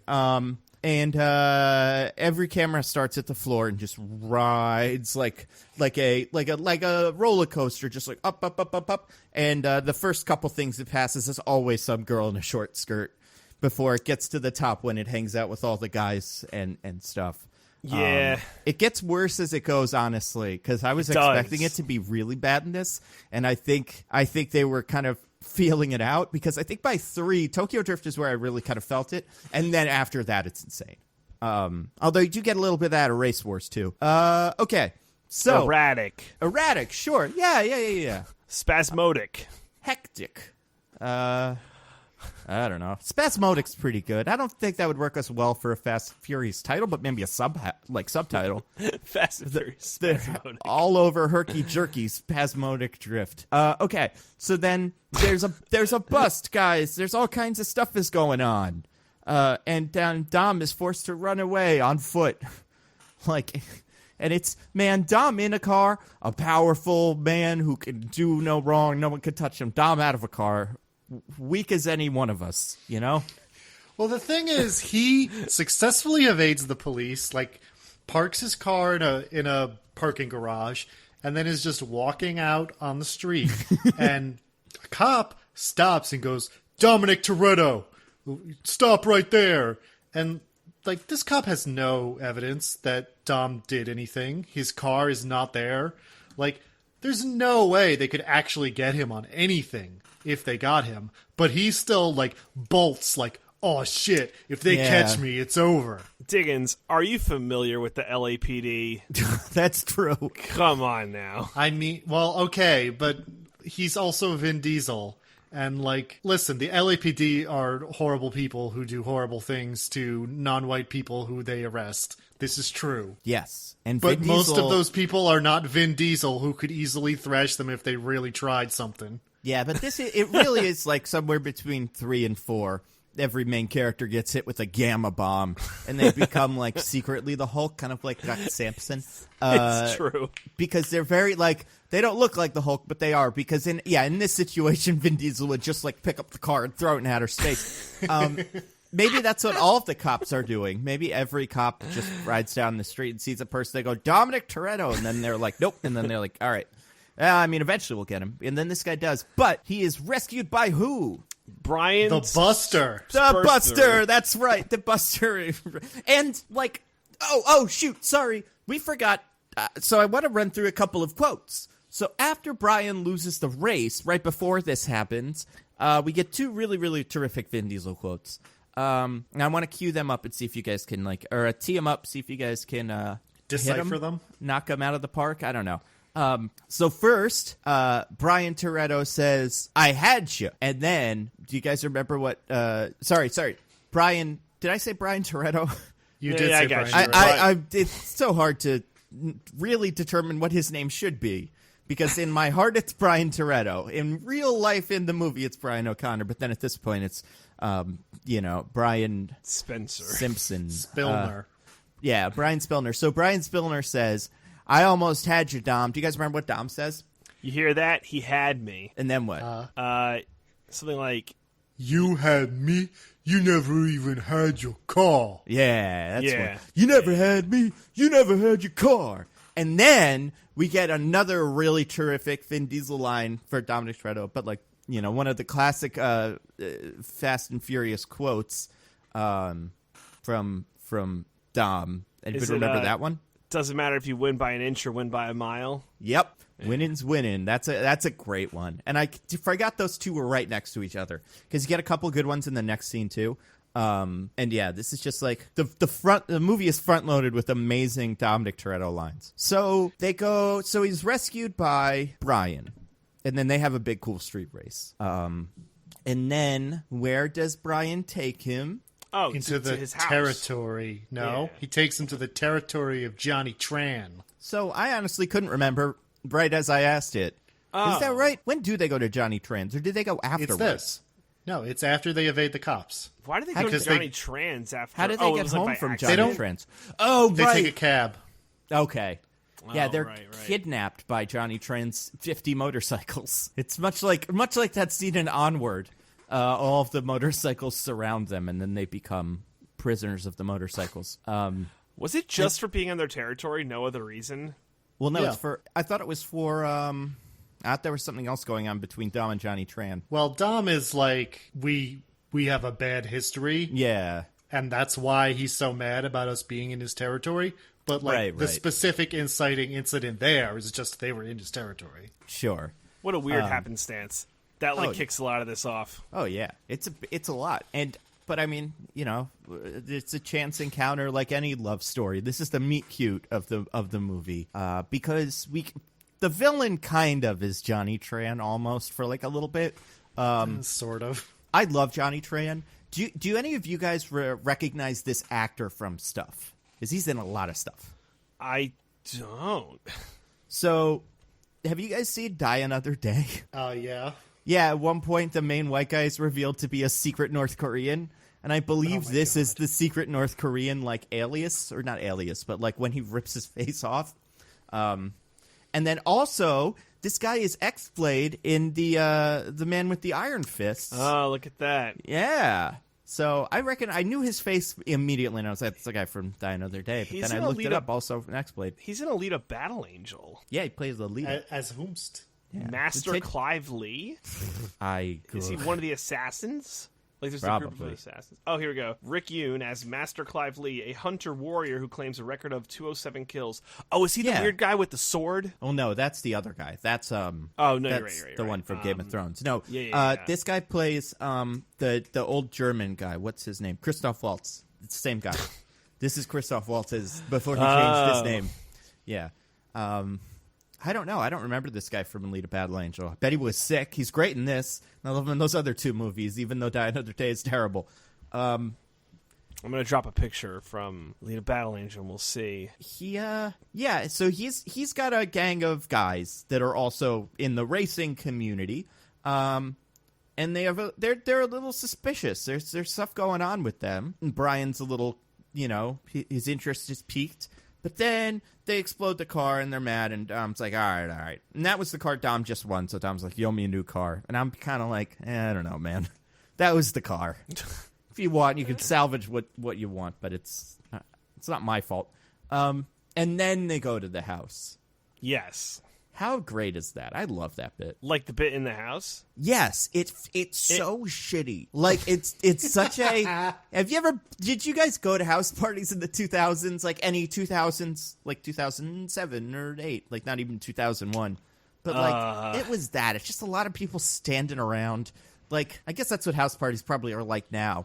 But I was going to say, I don't think they've changed that much. I guess that's true. But we go from this street racing, like, fictional super world where everyone's dressed up all silly and they all have insane cars and whatever, to, like, some guy's house where everyone's standing around. And it just doesn't seem like a realistic, like, celebration for after that, They should be at the highest, the penthouse suite of someone's place. You got to lie low. So, man, Yeah. you don't make And that that- much movie boosting DVD players.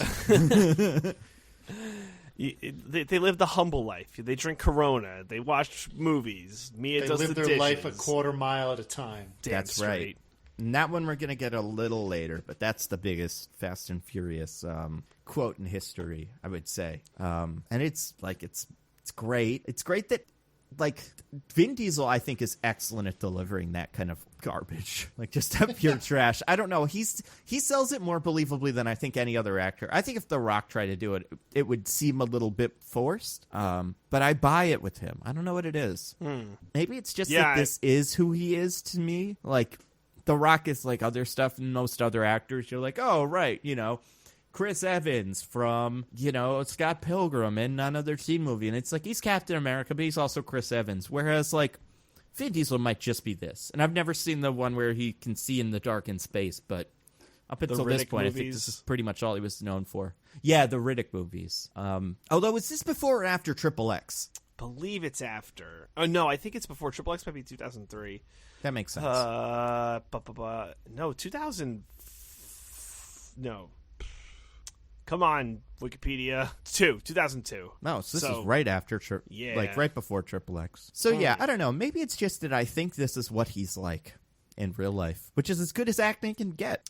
Whoa, there's a short film, the final chapter, The Death of Xander Cage. Is it?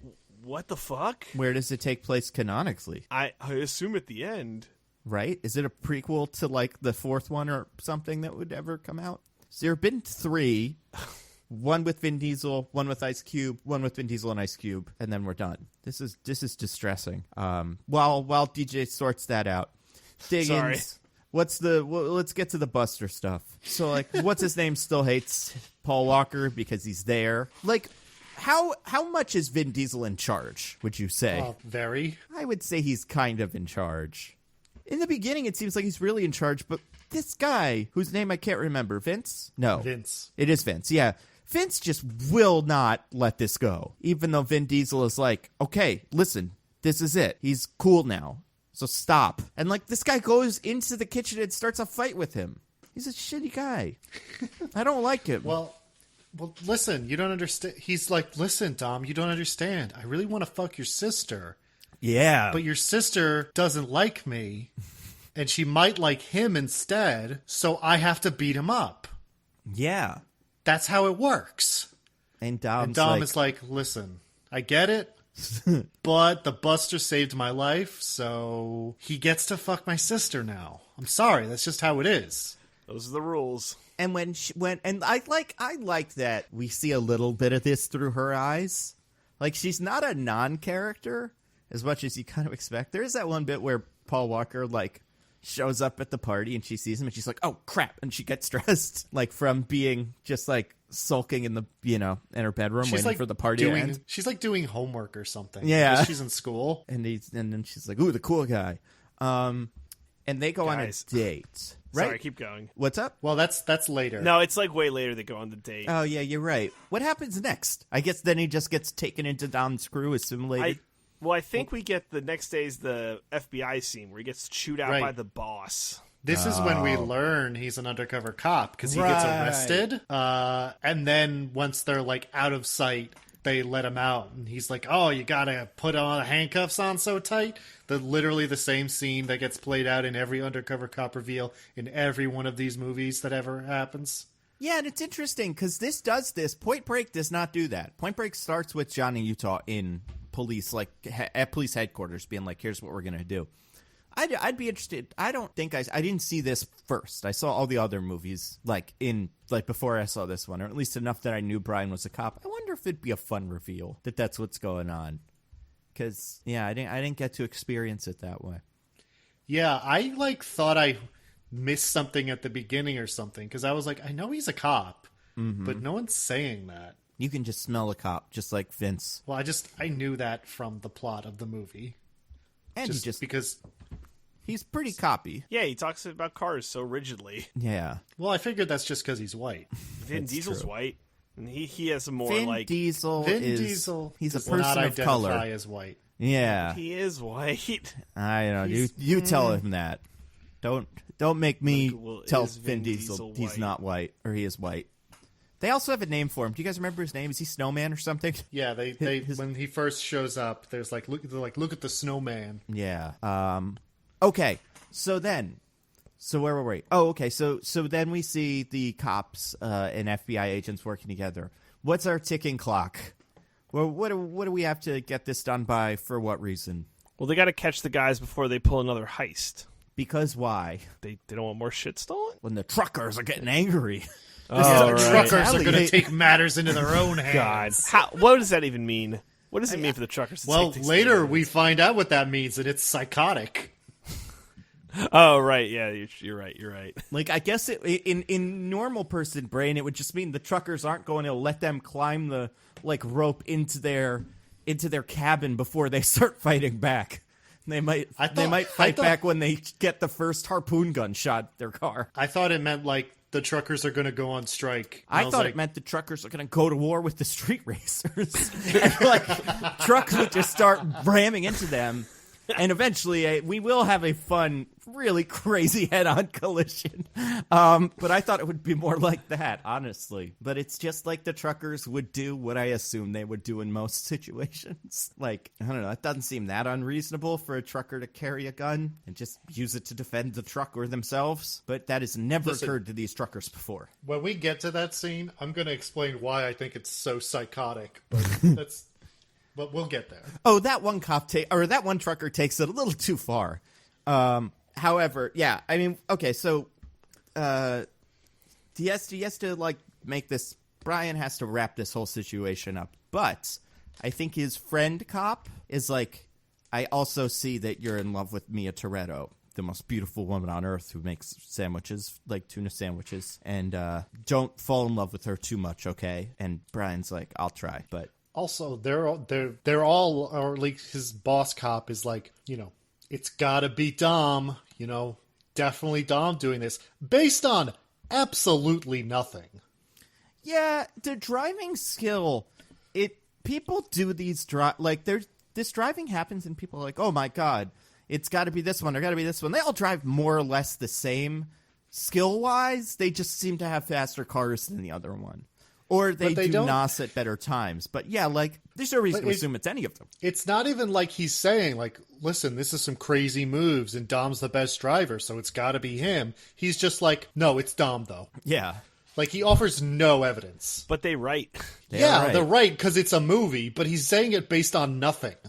Fair enough. And he's, Brian's like, it's probably not Dom, though, because he's a good guy. You don't even know. And then he gets brought into Dom's wing, and that because he brings over an old busted up car, to be the car he's giving over instead of the one that Johnny Tran blew up. And it's yeah, it's got a sweet motor or something. I don't know. Yeah, it like looks nice or whatever. This is a question we probably should have asked. How much do you guys know about cars? Oh god, less than nothing. Yeah, same. I'm with Diggins. Yeah. So, yeah. I know the vroom vroom makes it go fast. Oh, and then if you press the button on the car, it makes it go extra fast. Oh, my God. Those buttons. On the steering wheel. And if you connect the computer to it, it'll tell you when to do the go fast, and also when you're doing the go fast too much. Yeah, the car explodes. That weird geometry thing was so weird. It was Those awesome. are some early 2000s computer graphics, huh? That's something that dated this movie incredibly. Inject into the Matrix that drove around there with Johnny Utah. This could have been a crossover. So Dom works at he does cars in he does do legitimate cars. way as well as his illegitimate way. What's Brian's next move? This is the one I can't remember. His end game is to have him get in on the DVD stealing so he could, report it or whatever. Right. That's like his goal. Yes. But then what's his next move? Because next move is he starts sniffing around and he's doing cop stuff very clearly. But he gets found out by, what's his name? By Vince, not Vince. Vince? Johnny. No, because it's before that. Vince and Vin catch Brian sneaking around after that's work. right. Yeah. What's the story with that? So I forget. He, Hector buys some stuff for 3 cars that fit the model of what they know are pulling the jobs. Oh, right. Yeah, I forgot so about that. instead of passing that info to the cops and letting them investigate it, he's like, it makes the most sense for me, the undercover cop who could easily have his cover blown and ruin this entire operation, do all the investigating instead. Right. How's that go? Bad. Oh, shoot. What if it went good? That would have been better if it did. But, I mean, it goes pretty well, honestly. No, I guess in the end. But Yeah. so he breaks into Hector's garage, checks out the cars, see the tires don't match because what is it called when tires leave? Skid marks? Mm-hmm. Because skid mark analysis is a real science and not fake bullshit.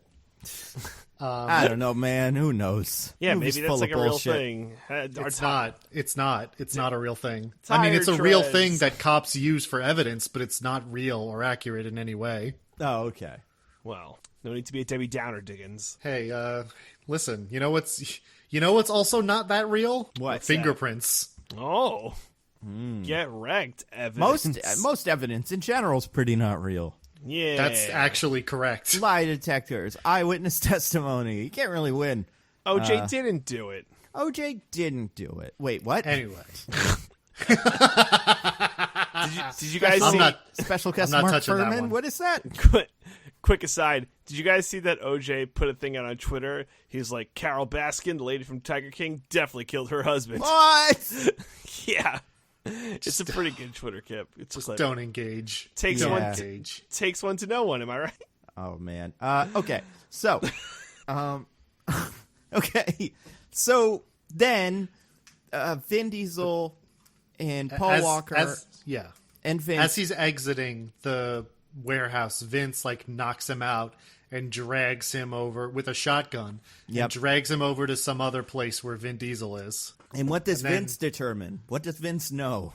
He's a cop. And what does Paul Walker say? I'm not a cop. And then Vin Diesel is like, He's Checks not a out. cop. yeah, that sounds about right. I like him. He probably isn't a cop, though. It's funny how much of the benefit of the doubt they're both willing to give each other. It's like, Yeah, they're right. just so in love. They can't help it. Like, not in love, like they want to kiss, but just like their bromance or whatever you call it is so strong that I think neither they thinks want to kiss a little I mean, bit. they probably want to kiss. They're both very, very, handsome men. Well, not really one of them, but Paul Walker is a very handsome man. I can't I was think going to Vin say, Diesel- who do you not think is I know. handsome? I don't want to say it because I don't want him to come beat me up, but yeah, I don't know if I could be in a room with 2001's Paul Walker and not want to kiss him a little bit. That's probably not. I probably wouldn't think he's a cop, though, for sure. Because there's part of you that's like, this guy is too weird to be a cop. He's not even trying to fit in at all. That's my main thing with Brian. He's not rolling up what's his name, Steve Buscemi, Hello Fellow Kids, skateboard over his shoulder. He's just he just showed up there by accident. And I'm almost I could see Vin Diesel being like, well, there's no way this is a cop. The cop would prepare. And also, No cop is this stupid. is Brian he's an auto genius, right? Are we supposed to believe He's an He's amazing okay. driver, right? Well, no. At the end of the race, Vin Diesel's like, "Oh, you did the granny shifted instead of the double clutch, and you would never have me. You're not a very good racer." And I was right. like, "Oh, this is setting up that they're going to teach him how to do a race good." But then- and then they never do that. Well, but when Brian gets Dom, there's also a crazy getaway that Brian and Dom are part of, where Brian's driving and Dom is like, "Oh, this guy, he does know things." So is he any good?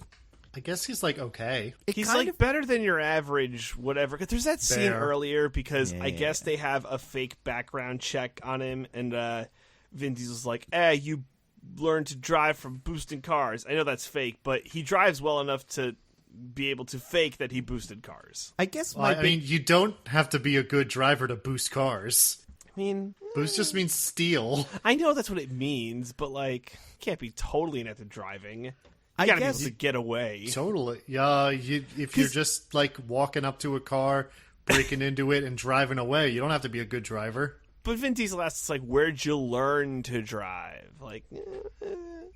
well, okay. No, I guess Vin Diesel specifically asks him if he did time, and then brings that up. So he's not bringing it up to explain why he's a good driver. He's bringing it up to explain, I know you did time. doesn't he? He doesn't make that connection at all. No. Oh, well, excuse me, we're excused. Everyone's guess- excused. My question is, so you guys have seen Casino Royale, right? The James Bond one from like 10 years ago? Oh, yeah. Yeah. Yeah. So in that, James Bond is specifically picked for the mission because he is the Ministry's best card player. In this, is Brian specifically picked for this mission because he is the best street racer? Nah, I think it's because he's the only cop under the age of, like, 45. Really? I assume that's what it And seems like. I assume it's just because he's the only one that could even kind of pass for anywhere near good enough at this. I mean, we never see more than like 4 cops ever, so We see the It's SWAT hard to team, say. but that's about it. Yeah. I don't know. I feel like he is pretty great. I think in the movies, he's probably the best. Not the best, but he's one of like the top 4 drivers in all of them. So he is a good driver. I just mean he's not like an amazing driver, or at least Vin Diesel would have us believe so. Interesting. Similar to how Nando was saying that they all become like the Hulk as the movie goes on, they also become like expert NASCAR drivers as the movies go on. They get that skill that you get in the what are they called? Those movies or those games where you cause chaos on Scorpion Island or something. What the heck are those called? Just Cause. In Just Cause, or maybe it's not Just Cause. Maybe it's no, I was wrong. Although I think Just Cause has some version of this, but it's Crackdown. In Crackdown, one of the mechanics is you could fly the cars. Like you could control a car in midair better if you gain more like car points. It's kind of like that. Like they get the ability to make the cars, like control the cars with their mind almost. Much like at the end of a certain Onward movie. I do enjoy that every single person, no matter how much crazy driving they themselves do, when they're in the passenger seat of someone else doing crazy driving, they're all like gripping the roof and like the one side, like expressions on their face like, oh my god, we're gonna die! Like, apparently has completely forgotten what it's like to be in a car that's moving fast. Yeah, that's true. Yeah. a No, that's a great good point, movies. Diggins. I have no retort. I like them. I'm trying to think if there's anything else I got. I don't know. It's just the best movie. So after It this, ends, we right? get to. I mean, we're actually weirdly near the end. The middle's a lot of Yeah. stuff going on.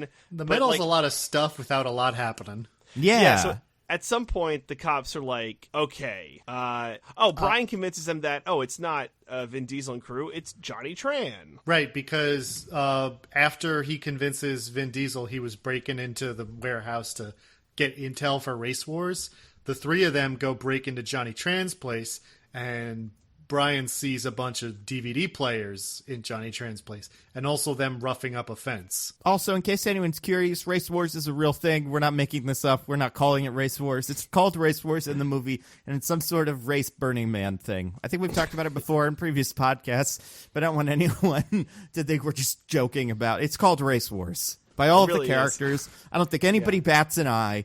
It's Nope. just a name that is immediately accepted by the entire crew. Everyone talks it up like it's this huge thing that's going to be the climax of the movie, and then it basically doesn't happen. Yeah, it's only where what's his It name happens. gets loose. Like, But they I go mean, to like, it. nothing... They go to it, but they don't, like, actually do it.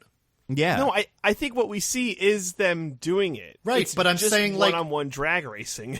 Yeah, but, like, we see 2 drag races of 2 minor characters, and then Yeah. none of the major characters do anything, and then they leave. Well, like, one of the minor characters' race is what leads us to the climax of the film, so it's something. I'm just saying, like, for how much they built it up in the movie, it's not actually a very big thing when it happens. All right. I agree. I figured Race Wars would be the end of the movie, but it wasn't. Or like this movie would end between some sort of race between, Dom and Brian over the soul of whatever, and it would be at Race Wars. Kind of the same way Alita Battle Angel, the whole movie builds up to like Rollerball or whatever it's called.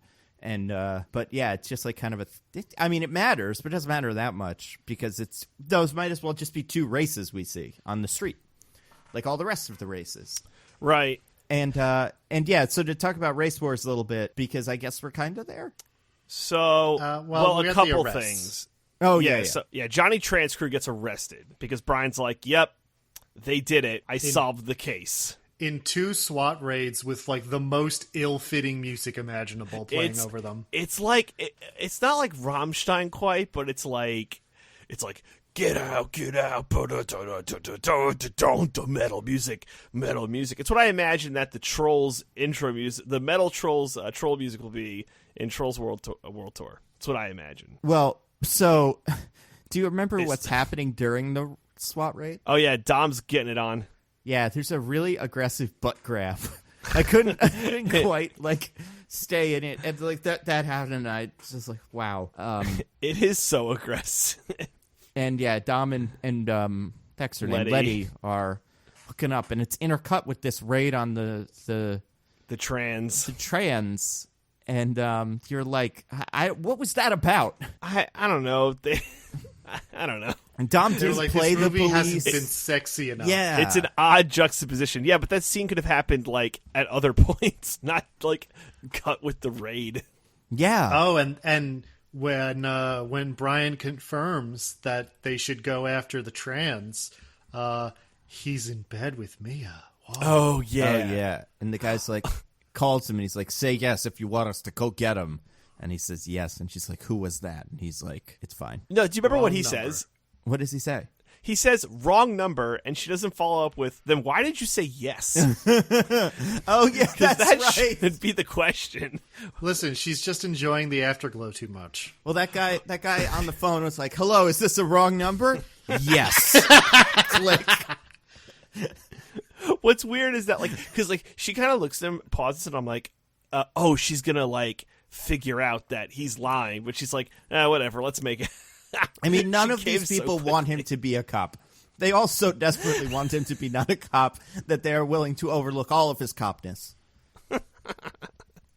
His obvious cop attributes. Yeah. It's pretty good. So, yeah, there's the raid on the trans, and then the cops were like, "Brian, you fucked up." They didn't do anything except, what was it, a couple overdue parking tickets and some other nonsense, they weren't involved in the DVD. They bought them all legally. Weapon, which is insane. Weapon possession and overdue parking tickets. Yeah. So then they're like, "Brian, it's Dom. You gotta bust him." And Brian's like, "I don't wanna." Yeah. Again, based on nothing.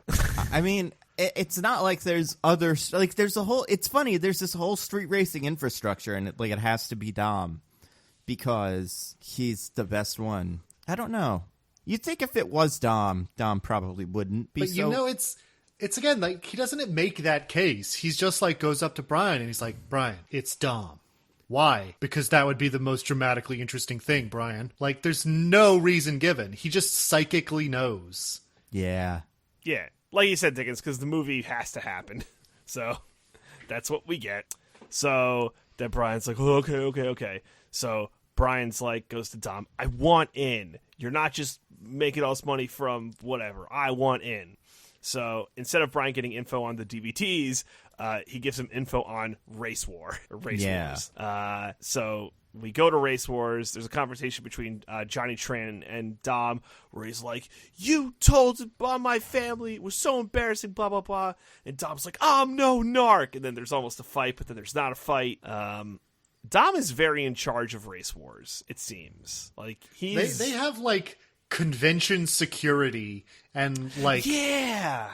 handing out, tickets and painting numbers on people's cars. It's a very professional operation, actually. And in 7, when we get back to it, it's even more of a thing. In 7, it kind of reminds me of that first scene from Star Wars Episode 9. Maybe it's not the first scene, but that one scene where they're at, the festival in the desert, and there's, colorful fireworks going off everywhere. The organization of Race Wars, again, this is why it feels so weird that they just go to his house and drink Coronas after these humongous events, is that, I don't know, these seem like they're all different movies. And by that, I mean all of these scenes feel like they're in different movies. What's he doing with his money? Yeah, I guess dumping it back into cars. And, I assume the raids on the DVD players, are expensive, right? You just can't get a harpoon hook. You gotta pay for that shit. So, right? Yeah, I guess that's true. And stuff's expensive.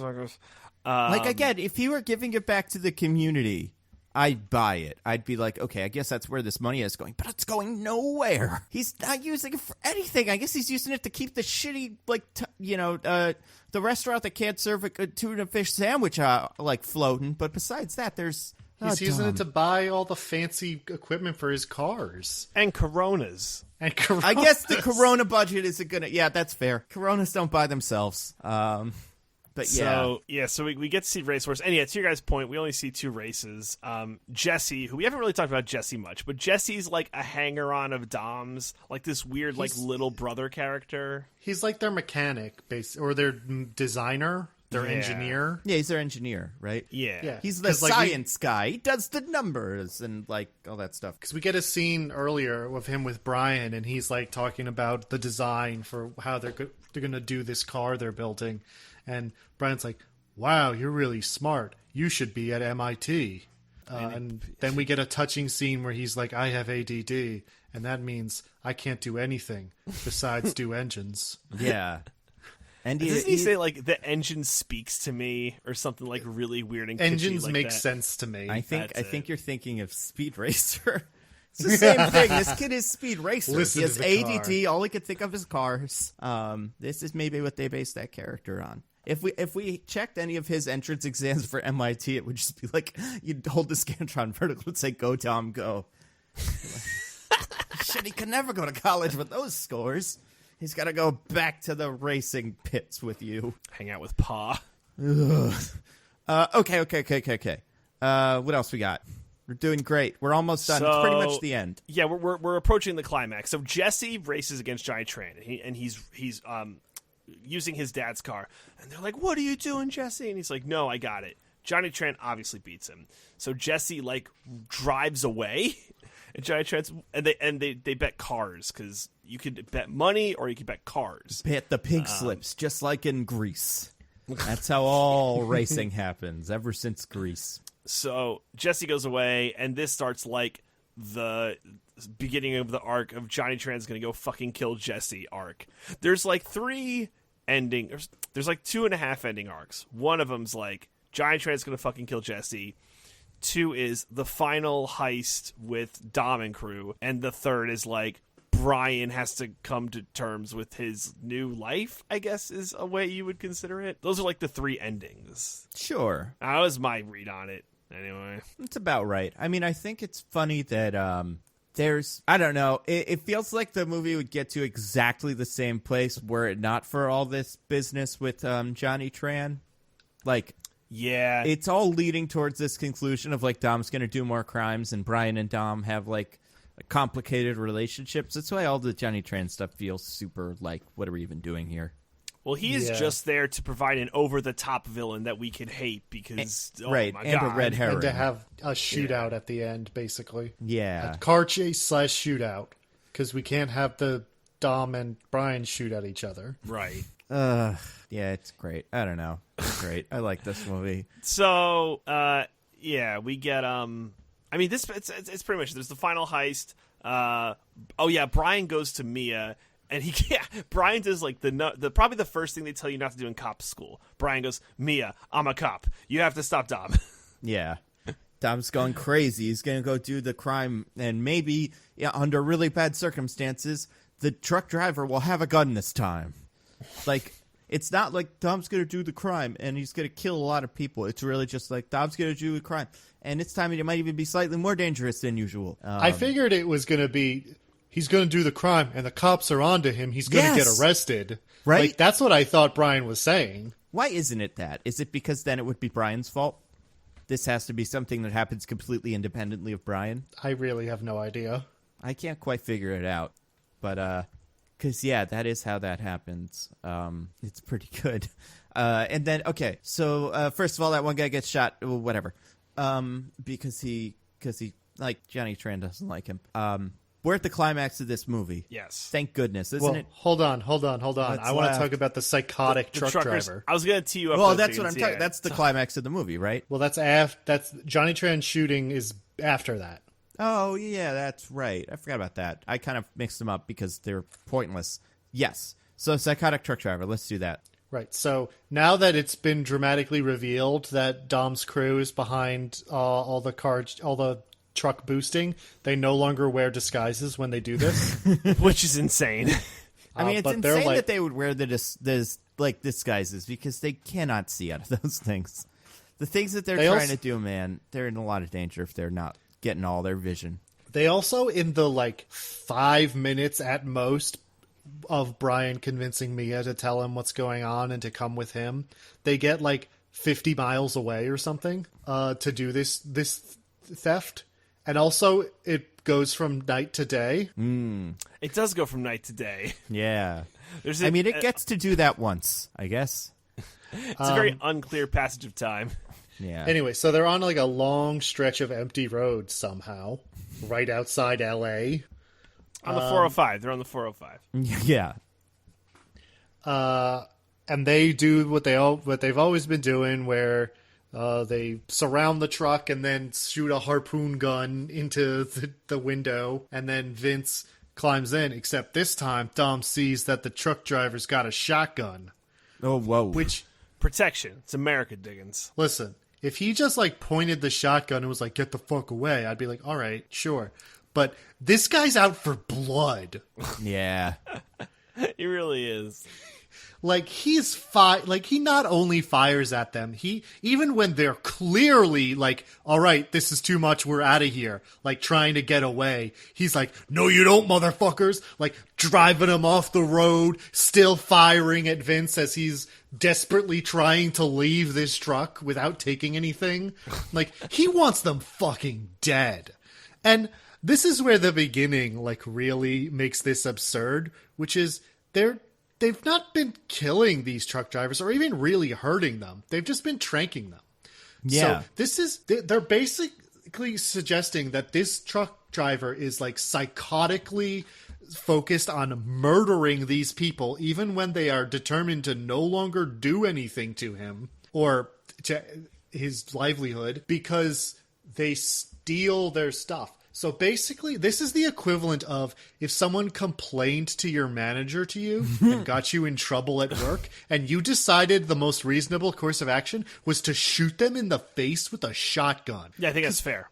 That's the only thing that happens to them because of these thefts is they get in trouble at work. They're not getting hurt. Yeah. It's not their stuff. They're just, job maybe gets mad at them, but... they got robbed. I'm sure they're probably not even getting fired over this. That's a good Yeah, I point. think that's fair. These truck drivers are out of their fucking mind, but hey man, look, you can't steal. It's bad to steal. Look, Yeah. I'm not saying that you should steal, you should boost trucks. I'm saying it's not a crime worthy of execution. I agree. I mostly agree. However, the way they are boosting trucks is insane. It's going to get someone killed eventually. The way that it's not like they are jumping into the back of a moving truck, stealing everything, and leaving. They are shooting the front window out with a harpoon gun and then pulling it out.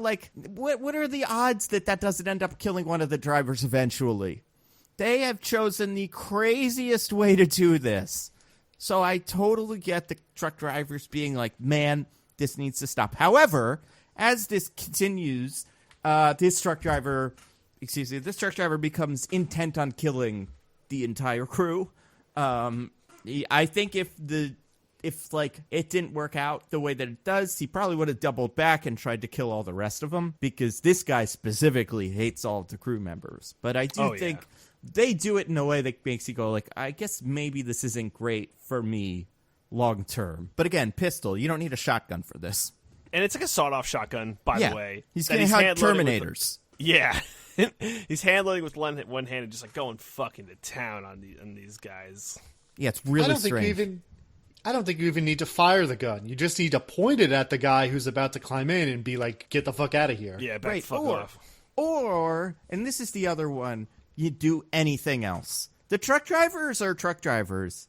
If they're ready to kill a person, why don't they hard brake or try to make a turn or something? It's not easy, but also it's not. I feel like these drivers, with all of their precision and whatever, they're driving little cars, and he's still driving a big truck. So I feel like he's gonna kill them if he drives the truck at them, which he in fact does during this chase. Exactly. Look how well it goes.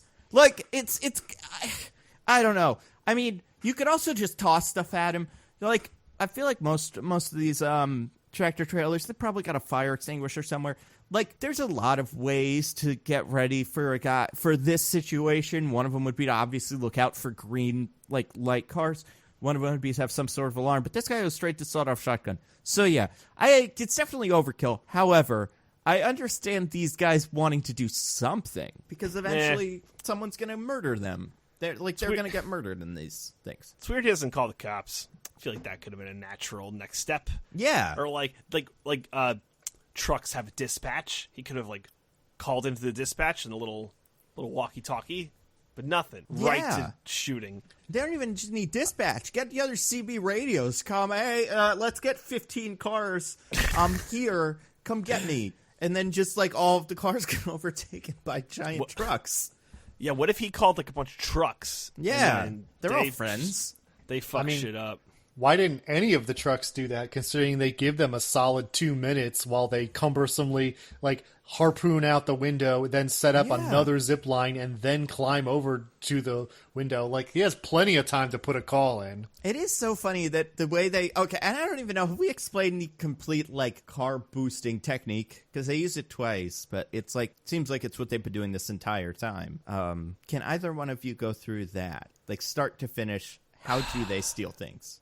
Like you mean like DVD players and stuff? Yeah, like step by step in the truck thefts. Because it's not just, like I was saying, it's not just like they drive up and jump in and stuff. It's so much more complicated in a way that, like, it doesn't need to be. So harpoon windshield. Get that out of there. Whoa, hold on.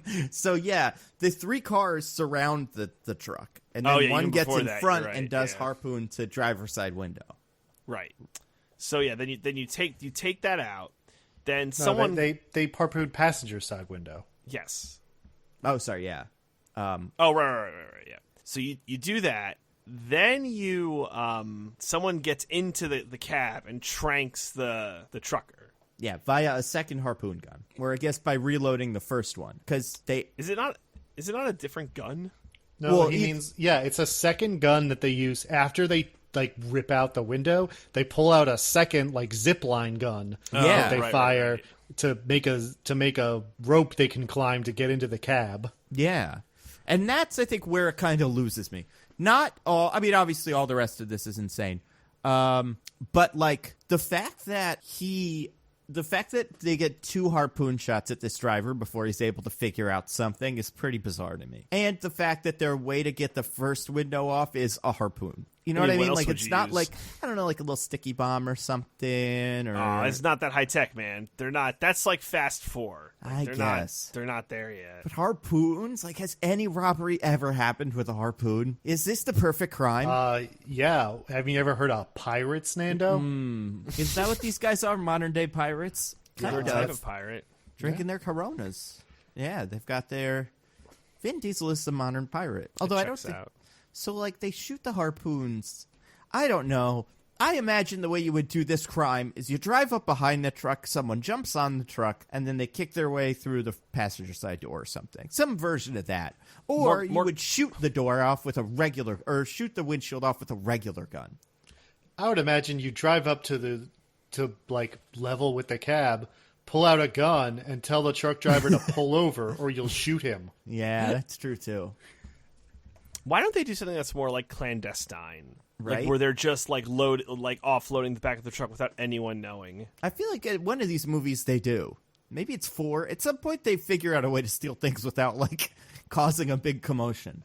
They drive in 4. They drive with a whole 4 or 5 with the oil. The safe. No, the whole safe. Oh, the that's safe is 5. 5. Yeah, they have the whole safe.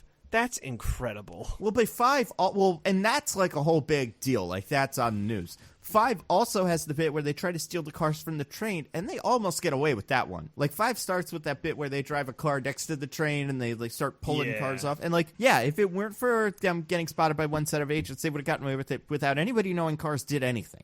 For a while, at least. But, yeah, that's with true. This, it's like, let's all announce, why do they all have their little lights? What are they doing? Dom wants to get caught. He's asking for it, and that's why he's so eager to get Brian into his crew. He's sad for his sins and wants to go directly to jail. Unfortunately, no one's good enough to catch him. Because he has to drive. He can't let it happen. Even his best friend cop, who could probably at any moment be like, "You're under arrest." Yeah. But he Oh, loves so can we me talk too about much. how it's revealed to Dom that Brian is a cop? Yeah. Well, so that fight scene. Well, are we going to talk about that chase scene and how it? Yeah. Yeah. Okay. Go on. Oh, so yeah. Vin? Vince, No, not right? Vin. We decided Vince. Yeah, it's weird. he He's so shouldn't be close to named Vin. Vince. There should be some rule. That he Yeah. can't be Well, I named. think this was before Vin Diesel was a household name. Yeah, or maybe even before he was a Vince. Maybe he was still a Mark Sinclair at the time, and then they finished shooting the movie and was like, you know what? I like that name. It's gonna be my name now. But either way, So he's doing the climbing, and because the psychotic driver is just like shooting shells at him, it all goes haywire, and he winds up like hanging on the side of the truck, and his arm gets caught. yeah, In like the I don't know exactly what it gets caught in between. in the zip line, right? Yeah, I think so. I think that's it. And he's like hanging off of the front of like the passenger side door of the truck, like pretty much Yeah. tangled in the zip line. Which again, another reason why zip line may be not great. Exactly. So lo and behold, Brian and Mia come to the rescue. Because like Dom and Letty are like, I don't know, indisposed. Like, Yeah, they all spun out. Everything's kind of yeah, it hasn't. Their cars were all getting exploded and stuff. it all went awry. So they come, and basically, long story short, Brian is able to rescue Vin, and the psychotic driver gets away or whatever. But they pull up to the side of the road, and because he got shot in the leg, he's like bleeding out real bad, and they have to like tourniquet him. And it's like, we need to get. And then Dom and Letty finally roll up, and then he rolls up with the guy I couldn't remember. It's not Dom and Letty. It's Dom and fucking Leon. Leon Yes. comes up. So Dom and Leon come up, and so it's Brian and Mia, and Brian's like, "Oh, we gotta call in an ambulance." And then he pulls his cell phone. He's like, "This is Officer Brian O'Connor. I'm on this highway, mile marker, this." And Dom is just looking at him. He's so angry. He's so angry that like he feels incredibly betrayed. That's how the reveal happens. Yeah, It's like a weird, like, not haphazard, but like random as shit. I actually kind of like that because it puts the reveal in a situation where Dom is like clearly having an emotional reaction and wants to like do something, but also Brian is in the middle of essentially saving Vince's life, so he knows he can't. So it just becomes this like. I think it's actually a pretty good scene. Okay. Yeah, no, Yeah. I agree. and I like, think Vin Diesel acts it pretty well too. I think his expression is pretty. I don't know. He sells me on it. yeah, and I think it builds up the tension in a good way. You're like, oh, what's gonna happen? You know, is Dom just gonna punch him right in the face? You know, because it's such a betrayal. So I think it's done well. I think Vin Diesel has two acting modes, maybe a third one in like movies where it's like, the Middle Ages. But in this, it's like one which is like usual Vin Diesel, like, hey, I'm this, and here's your corona, and blah, blah, blah. And then the other one, it's just acting with his eyes, and it's him like staring mad at someone, but also about to cry. And that's what we get here. And that's going to show up again in at least 5, and also 8. I'm trying to think of other movies where that shows up, but like those are the only times I will buy him in person, not counting Groots and Iron Giants, as an actor, is when he's doing those two things. But hey, man, it works in this because I do like him in this. I think he's fun. I don't know. I like Dom. I want this to work out for him. There's an earnestness to him that I think really works with this movie. I really do. And like I think that scene highlights it pretty well. I feel like that, and it doesn't, but this scene should somehow, like, that resolution happens, and then there should be like the weird Dom Brian like race scene, the quarter mile at a time bit. But it doesn't transition to that. It goes to there's weirdly like another 20 minutes of this movie that feels like it was just extra but shouldn't be there. I guess because they had to get like the official movie runtime, because as you mentioned, it is like a pretty short movie. It's really short. I forgot how short this was. But yeah, this next part is strange to say the least. Do you want to describe it? So we get Vince out of there. Vince out of there. And by all accounts, he makes it, right? There's no like, Vince didn't make it. But I don't think we see him for the rest of the movie. So he lived off screen. I mean, if he didn't, that would be really funny. Well, Vince is Brian the only one blew of his this entire crew cover. who's not one of the main 3 who or 4 who actually shows up in another movie. Yeah, I'm trying to think if he'll ever make another appearance. I don't think he does. He is no longer alive after 5, so... Oh. Like in the real world. No, in the movie. Vince dies in 5. Really? Who kills him? The bad guy. Oh, yeah. Huh. Johnny Tapia? Oh, these are all blending together. No. Tough Guy 2000s movies with bad music that I actually love. Interesting. I forgot about that. Oh, shoot. Yes. Duh. Wait, of course. Yes. I remember that now. Where was I going with this? Okay. So yeah, Vin lives off screen. Hooray. Yes. Hooray. Finally some good news for these fellas. Yeah. Leon and Letty, escape off screen. Yes. But then our romantic leads, Brian and Dom, need to resolve their macho tension. Well, before that, there's the Jesse nonsense. Well, yeah, I guess it's in the middle of this. Yeah. Because we have Brian, blocks off Dom's car from leaving with his car, and then they're, pointing guns at each other. And Brian's like, I can't let you leave. And Dom's like, I gotta go warn Jesse. And Brian's like, no, but I saw Point Break. We got to do this scene. And he's like, okay, real quick, we'll do that scene from Point Break so then we can be done. And but then Jesse gets not his comeuppance, but well, he does. So they're all outside. So here's who's outside the house. It's Jesse, Brian, Dom, Leon, and I think Letty's also incorrect. And I just said that Leon and Letty escaped off screen. But aren't they in front of the house when the... No! They escaped off screen! Sorry. Okay. So it's... Mia is there. Mia, I'm sorry. That's right. Mia's there. All women look the same to DJ. To be fair... True. Delicious. Everyone dresses exactly this. All the women dress exactly the same. Yeah. And as long as they're not, weird schoolgirl race cheerleaders... I do sometimes find it very difficult to tell them apart because as much as the guys all have a very signature style, a lot of the women just kind of dress the same. Yeah. So, right. They're all outside. And then the trans come up or trans crew comes up and just starts we've been saying trans a lot.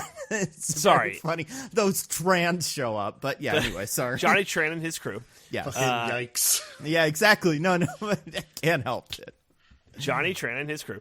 Mm-hmm. They show up and they're just with these fucking Uzis just sort of laying waste to the front of the house. Jesse eats it. Somehow Brian, Dom, and Mia become like Neo in the Matrix, just dodging bullets like crazy. It's the second time they did that too, because when Johnny tried to kill Vin, Vin, whatever, I don't know. Baldwin and Justin Timberlake earlier in the movie, he also just lit him up with bullets, and they were both fine. But it was it was like an Arnold Schwarzenegger movie where they both just dove and they were cool. Well, I think the first time he wasn't actually trying to kill them; he just wanted to blow up the car. Yeah, that's true. Because even when it's clear that they're not there, they keep focus fire on the car. I agree. However, it also seems like killing them wouldn't, if he did kill them, he wouldn't have been whoops. He would have been I guess that's fine too. I'll have everyone die. I don't like any of them. And anyway, when the car explodes, it almost kills them because of the explosion, right? Isn't it oh shit, there's NOS in it, and then they all run away from... Oh yeah, and they've run away. So Johnny, whatever his name is, Johnny Tapia, wants everybody dead under any circumstances. Yeah, so he's not a good guy. He's not. He's the over the top bad guy that we have to be. Oh, that's the guy we have to root against. So, I can't explain enough how insane it is that Brian, Dom, and Mia live, because 5 or 6 dudes roll up on motorcycles. They all have these little Uzis. There's only 2 of them. Was it only 2?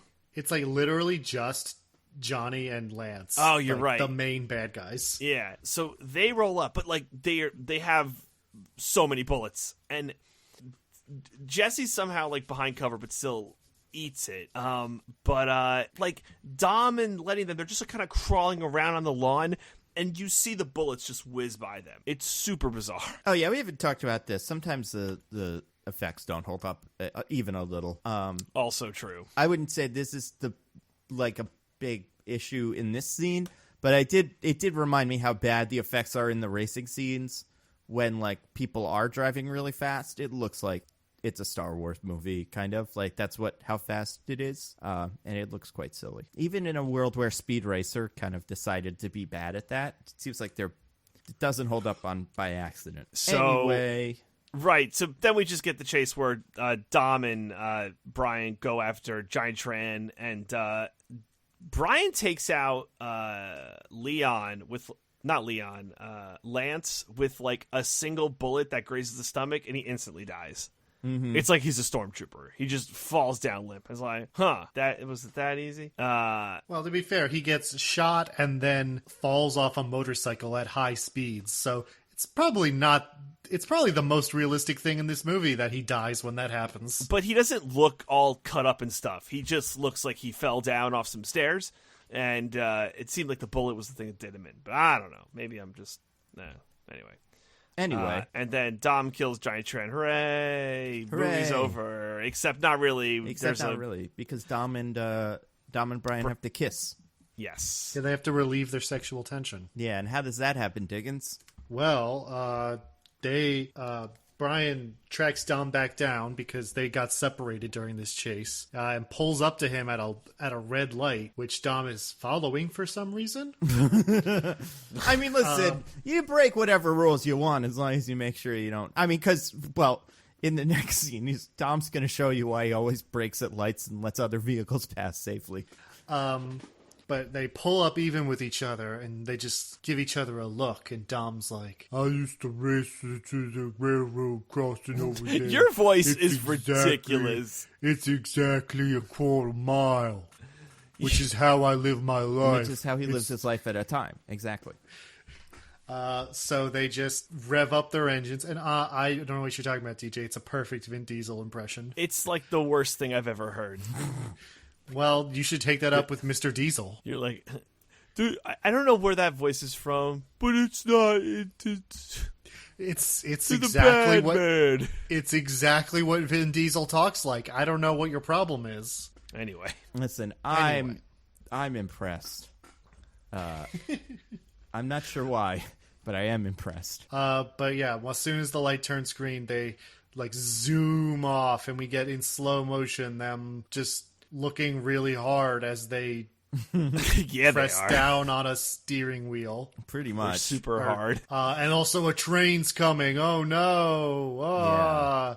But they clear the track right before the train would have hit them. Well, lucky them. Neither of them are going to die in their cars in that minute. Claps hands, walks off screen. Wait, what? Oh no. A car comes out because he wasn't expecting people to come speeding through, and Vin Diesel slams into it, and his car goes flying and tumbling through the air. It's like a NASCAR wreck. It's pretty savage. Insane wreck for a and I forget if we've been told, because in future Fast and Furious movies, Vin Diesel will pretty much build cars to get hit. Like, there's one car where he's like, this car could just fall down a mountain if I want. This car's just like a normal Dodge Challenger, right, or something. Like, it's not... This is the car he built with his dad. Right, but it doesn't have, like, a roll cage in it or anything fancy. No, it's just like a good classic car. Yeah, it's one of those cars that if you hit it really hard, everybody in it dies. And with him, it's not that at all. It is... It's shocking that he survives that crash. Yeah. But that's what's great about this movie, is it shocks you. You know, it's not. It zigs when you think it's gonna zag. The trucks zig when the train zags, and they just bam right into it. Bam. That's pretty much it, right? Then the movie's over. Yeah, pretty much. Brian pulls over and pulls him out of the wreck. Right. And like you hear this police sirens in the distance, and Dom's like, "Bad boys, bad damn, boys." Sorry. I guess this is it.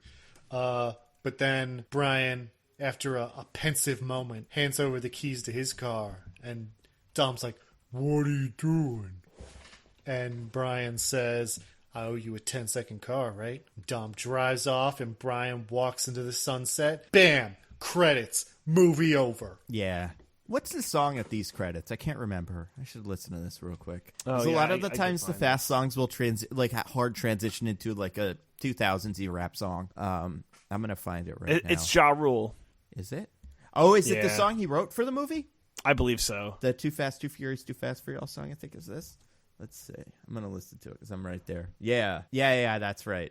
And Ja Rule, man, he's in this movie for exactly the amount of time I can tolerate him. He nailed it.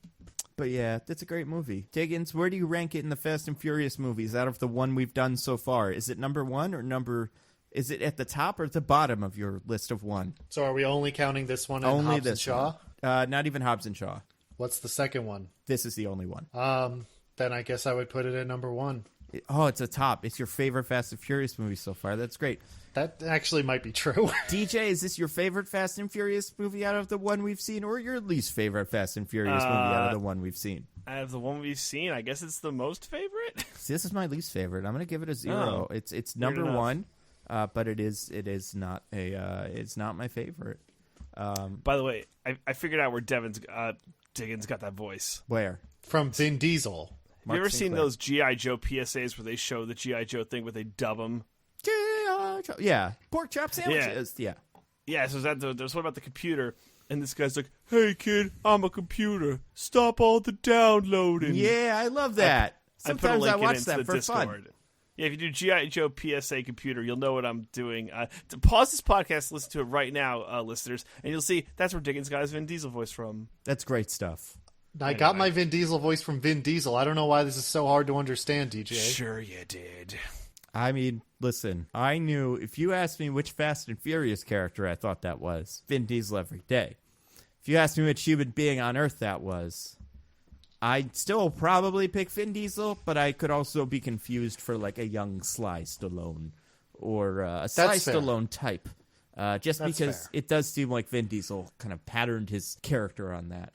That's more of a hey, yo, Adrian. And Vin Diesel's a little more jowly. You said See, now two we're getting Michael exact Caine. voices. Well, the Vin Diesel. Okay, so for people that don't know, as a resident of Philadelphia, we all are taught as we walk in that you Vin Diesel like this, right? But your Vin that's Diesel, pretty good, actually. Your Vin Diesel's supposed to be like, and the way you do Sly Stallone is, and maybe this is just how I do it, but your mouth never closes, but it's kind of level. So right, Vin Diesel is always up, like his throat. You have to get the whole throat of his.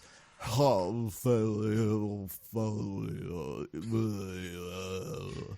little as you can move your mouth is the best Vin Diesel you can do. Yeah, I think the best Vin Diesel impression I ever heard was from what's his name? Taron Killam did a great one. They did like a fake Bambi reboot sketch on SNL, and I've always been like, man, that's the best. That's as good as anyone's ever done. And it was when The Rock was on, and yeah, it's really, really good. Yeah. All right. That's all we got for Fast and Furious 1, The Fast and the Furious. Hopefully the titles only get simpler from here on out. All right. So, DJ, do you have anything to recommend to the fine people? So I just have 3 recommendations today. I hope that it's not too I'll much. accept it, but watch yourself, counselor. Can you come up with the All fourth right. one real quick? Just something you've been doing, or like a Yeah. color you like or something? I come up with the 4th one. Easy. up with as All many right. as you can. All right. So my first one is so I've wrecked his YouTube channel before, or his YouTube series before, but John Boyce released another long form video, and it's on the Seattle Mariners, baseball team from Seattle. If you've ever seen John Boyce, he's from SB Nation. He does a lot of good YouTube videos, a lot of good deep dives. Even if you're not a sports person, if you're like a data person, or just are into different kinds of weird histories, he does very, very good videos. They did one where they did an entire Madden season where they just ran one play for every play to see how well they could do. How do you spell this person's name? How do you spell this person's name? Bois. Yes. John Boyes. John Yeah. Boyce. John Boyce. Okay. And they did one where they like broke an NBA GM thing by making all the players terrible and then played a game. That was pretty good. I won't go into the details now, but he did one on the Seattle Mariners. The first video is called "This is not an endorsement of arson." So if you look that up on YouTube, and you figure out why very early. But this is not an endorsement of arson. So check that out on YouTube. Next thing I got, it's another single-player board game for anyone who's interested. This one's called Marvel Champions. It's another deck-building game, but so I've talked about Arkham Horror before. This one is where you play as a Marvel hero, and you have to go against some villain, and there's a scheme. So, if you're doing single player, it's just you versus the villain. In the box, there's anywhere from 1 to 4 players. So if you are quarantined with someone else, this is a game you could play. I like it because, I'm a Marvel fan, so I don't know if you're paid. Yeah, they pay you, and I'm paid. and me. Fantasy Flight game pays me so much money. You guys get I paid? wish. Oh yeah. Marvel sends me a check every couple of days just to be like, DC sucks, Marvel rules. By the Fantasy way, guys, Flight, send me stuff. DC sucks, Marvel rules. Am I right? Yeah, for sure. Absolutely. Anyway, sorry. Go on. This is what I get for being critical, I guess. Oh yeah. I mean, listen. Even if you're critical, DC sucks, Marvel rules. Again, I can't deny it. Those are just facts. Yeah. Yeah, Marvel rules. So the nice thing about this game, it's a bit lighter than Arkham because the decks are pre-built. You can do your own deck building, but they have just like pre-approved deck lists. So you could sit down, play for like an hour, and then wrap it up. They are coming out with a long-form campaign eventually, but that's not off for a while. But so it's nice. Like you do a one-shot. I can't remember. Oh, I'm going to try real quick. Captain Marvel, Black Panther, She-Hulk, Iron Man, and there's one more fifth hero I cannot remember in the starter pack, and then there's like additional packs and stuff like that. Medusa, no. Lockjaw, Crystal going. Inhuman, You're Triton gonna get Inhuman, Karnak, Black Bolt. He actually might fit, so not him. All the Eternals, Eternal 1, Eternal 2, Eternal 3. It's Spider-Man. Oh, who? Is he one of the Eternals? Otherwise, who gives a shit about him? He's not DC, right? So then he's pretty good as far as I know. But if he's DC, well, no, thank you. I don't want that guy in my life. All right, anyway. So yeah, it's called Marvel Champions, the card game. Not to be confused, apparently there's a Marvel Champions video game. Marvel Champions, the card game. It's a lot of fun. If you like Marvel, if you like deck building games, it's great. Third thing. So there's an HBO documentary called The Scheme. It is about the college basketball scandal where the FBI sent like an undercover agent to try and get this basically basketball representative to pay coaches. It's interesting because it actually shows the incompetence of the federal government. What? Who's seen that? Right? I don't like this a one bit, DJ. This goes against everything I've ever thought. Marvel good, DC bad, federal government competent. So yeah, you root for some interesting people in that one, but it shows you how just like terrible college athletics is, and just some like really weird incompetence by the Southern District of New York. That's on HBO. It's called The Scheme. And the last thing is also on HBO. It's a documentary series called McMillions. Oh yeah, and yeah, have it's I about the McMillions before. You might have. It's been out for a perhaps. while, but I started watching it. But it's it's about the McDonald's Monopoly game scandal. And I'm only one episode in, but it's very interesting so far. And the guy who was like the main agent is Doug a fucking Matthews. character. He's a hero. He's so great. good. He loves the coffee. He hates the meetings. Doug Matthews Dresses like a French fry. Yeah. So he's wonderful. Check that out. I know there's some paywalls to that thing, but not the YouTube. So I got for all kinds. So. HBO, but isn't HBO free now to some extent? Not everything. Oh, HBO. Not McMillions, not The Scheme. Dang it. Is the Scheme new? I haven't heard of this. It's relatively new. I Okay. think it came out last month. So, yeah. That's it. I'm done. Cool. Oh, wait. Diggins. Oh, well, Wait, never yeah, mind. color or something else to do during the day purple. to just keep yourself. Okay, cool. Purple's a nice color. Yeah, I like it. Fast I and was going to Furious say cars, not purple. However, in the next one, there is a purple car I have something for plugs, but I'll wait for plugs. So, yeah. for sure. So yeah, So Diggins. me? Yes, Yes, are we on give me? us your recommendation and also throw in something random like a color in there. But you start with the rec. So for my rec, I have another indie movie that you can now stream because it was supposed to get a release. I think it did technically. No, actually, I think it was all after quarantining started. It was it aired at Sundance, but it never got its major release. It's a movie called Never, Rarely, Sometimes, Always.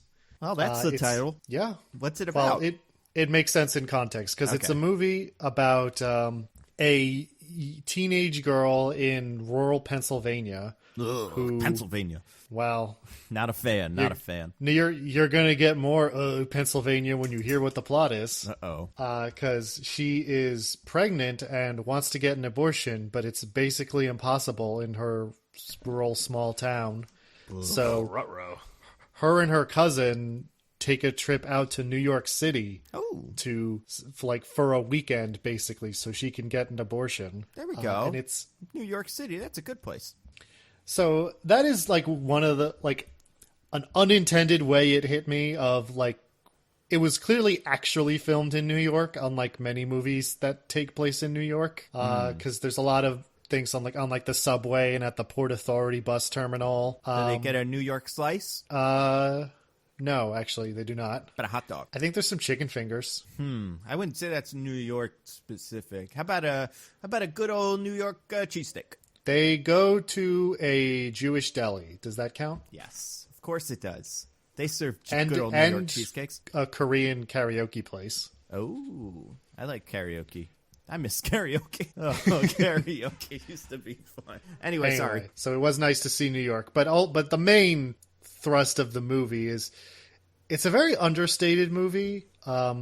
Like the two main characters, which is the girl and her cousin, never really like talk about what they're doing or anything. Like it's all kind of just we understand what they're doing and why, and they don't really like talk about it. We don't see the scenes of them talking about it if they exist. But it's very much about the reality of abortion access and also kind of the many large and small ways that the presence of patriarchy is oppressive for women, but not in like a heavy-handed kind of way, just in a very subtle sort of just showing you all the shades of how their lives are kind of shaped by it. Mm-hmm. It's really, really good. It's very powerful. The name of the movie comes from like when they're doing an intake evaluation. They ask her some questions and she's supposed to respond with, is this statement true? Like never, rarely, sometimes, always. And I don't want to go in any more detail on that scene because that scene's incredible. Yeah. But yeah, so that's if any of that sounds like something that you would enjoy watching, I highly recommend it. It is available on basically all like major streaming like rental platforms. Like I think it's on Amazon or like Vudu if you use that. Apple TV. I use Vudu because it comes on my Roku and it's generally has like most things you can rent. Interesting. But yeah, Apple TV, I think you can rent it on. So, you can find it. And I very much recommend watching it if it at all interests you. And then random thing, DJ mentioned HBO put up a bunch of free stuff. If you haven't seen The Wire, you should watch The Wire. The Wire is a fantastic show. I like that. What's that thing you always say from The Wire, Diggins? I'll take any motherfucker's money if he's giving it away. Yeah, that's a great catchphrase. It's good that you came up with that and then gave it to whatever The Wire guy's name is. The guy who wrote that's The definitely Wire. what happened. Yeah. That show that first aired when I was like 10. It's cool. You're a cool kid, You peaked at 9. What can I tell you, Although, maybe that wasn't in the first season. Maybe an 11-year-old could have come up with that. I honestly haven't seen The Wire, so I don't know when he says that. But actually, that is like season 4. There you go. So you would have been 12, 13 when you came up with that. And speaking of 12, 13-year-olds, I want to wreck a little movie called, what the heck's it called? Shoot, I should know this. This also works, speaking of HBO. I want to say it's not Bad Boys. Is it Good Boys? Is that a movie? Anybody know? The kids? Yeah! Yeah, The Good Boys. Yeah. So I'm halfway through it. It's hilarious. Like, I know it kind of looked stupid, and I don't think it was advertised all that great. But that movie is really, really funny. The kids are... like, Jacob Tremblay is the main kid, everyone's favorite. The kid from Room and Billy on the Street, and then he was in that bad episode of Black Mirror where What If Kid President. And he also does the voice of Robin on the Harley Quinn show, and he's great in that, even though he's not a huge part of it. But for people that don't know, it's super bad, but with 12-year-olds now. And that's pretty much it. And it's just really, really funny. I can't, I don't want to like give it away or just kind of like, I can't quote it. Because the funniest part of it is it all sounds really funny coming out of anyone's mouth, but it's extra funny coming out of these kids' mouths because these kids are great. Like the actors are really, doing an excellent job at selling these ridiculous lines, but also like there's a party of this watch it that's like, is this how kids talk? Maybe this is how kids talk. Like how weird is this? And, yeah, and it's full of funny people, and yeah, and I loved like Superbad when I was growing up. It was like they went to college the same year I went to college, so like it was one of those. I don't know if that crowd exists for this. If 12-year-olds now are seeing this, be like, oh my God, that's my life. But I think any adult would find it very, very, very funny. I'm really looking forward to next week when Nando's like, guys, I watched the second half of Good Boys. I want to take back that wreck. Man, there's some fucked up things happen in the second half of that movie. If you haven't watched it yet, please don't. I'm wrecking one full movie today by wrecking half of Good Boys. So I love coming-of-age stories. So I watched half of Good Boys. I also watched half of Coco. I'm halfway through both movies. It's not that I haven't loved both. It's that I have gotten sidetracked or busy with something and then stopped. But I woke up in a mood today where I was like, I can't watch Coco right now. I can't finish Coco right now. I got to watch something fun and light. If you haven't seen Coco, it's the story of a petulant child who won't make shoes like he's supposed to. Other stuff happens. He goes to heaven. Everything's orange. It's a very good movie so far. And these are two movies that everybody who has told me that has taste has, like, everyone that has good taste has been like, these are awesome. So I'm 100% willing to trust Coco because people have been saying this one for years. But I just have never gotten into it. The Good Boys is obviously, it's newer. But a couple people that I think are very funny and smart are like, no, this movie's awesome. But, so technically I've watched one full movie. It starts out with a young Mexican boy wanting to learn how to play guitar. And about halfway through the movie, he turns into 3 little American children who want to get a drone back. So as one movie, it doesn't really make sense. But as 2 first halves of 2 movies, it leaves a lot of good threads open for 2 good second halves of 2 good movies. Besides that, have we talked about Hollow Knight? Have I told you guys I'm playing Hollow Knight now, and it's amazing? Oh, I love Hollow Knight. Hollow Knight's such a good game. Yeah, a friend gifted it to me from their Humble Bundle, and I love it. So I think I've hit a wall where I didn't do something I was supposed to do or something. I got to figure out what that is, but I haven't been back to it in a couple days. But yeah, that's a great game. I think there is some Humble Bundle available now where you can get it, but also you can just get it because it's great. I don't even know how to describe it. It's kind of like Metroid, I guess. And it's like a Dark Souls, but adorable. And like adorable little bugs. And there's exploring, and it's non-linear, and it's just, there's kind of boss fights are great. Yeah, there's not as much of a story as there is an atmosphere. And yeah, it's pretty cool. So nice. Yeah, those are my 3 normal wrecks, and then the other one is running in place is good. Don't do it till you're super tired. But it's a good way to get a little exercise if you're not leaving your house. That and jumping jacks. Sure. Jumping jacks is a good one, too. All right, guys. Plugs. DJ said he had no plugs. Sig, it's plugs. Just kidding. DJ had a plug.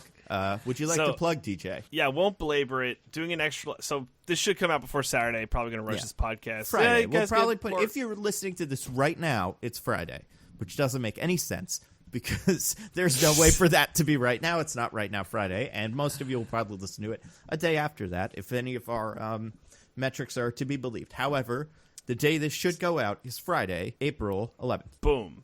10th. On the 11th. Oh, right, because it's midnight now. Anyway, go on. Yes, I'll be doing an extra life stream. Just go to twitch.tv/zippybyday. It's my Twitter handle, too.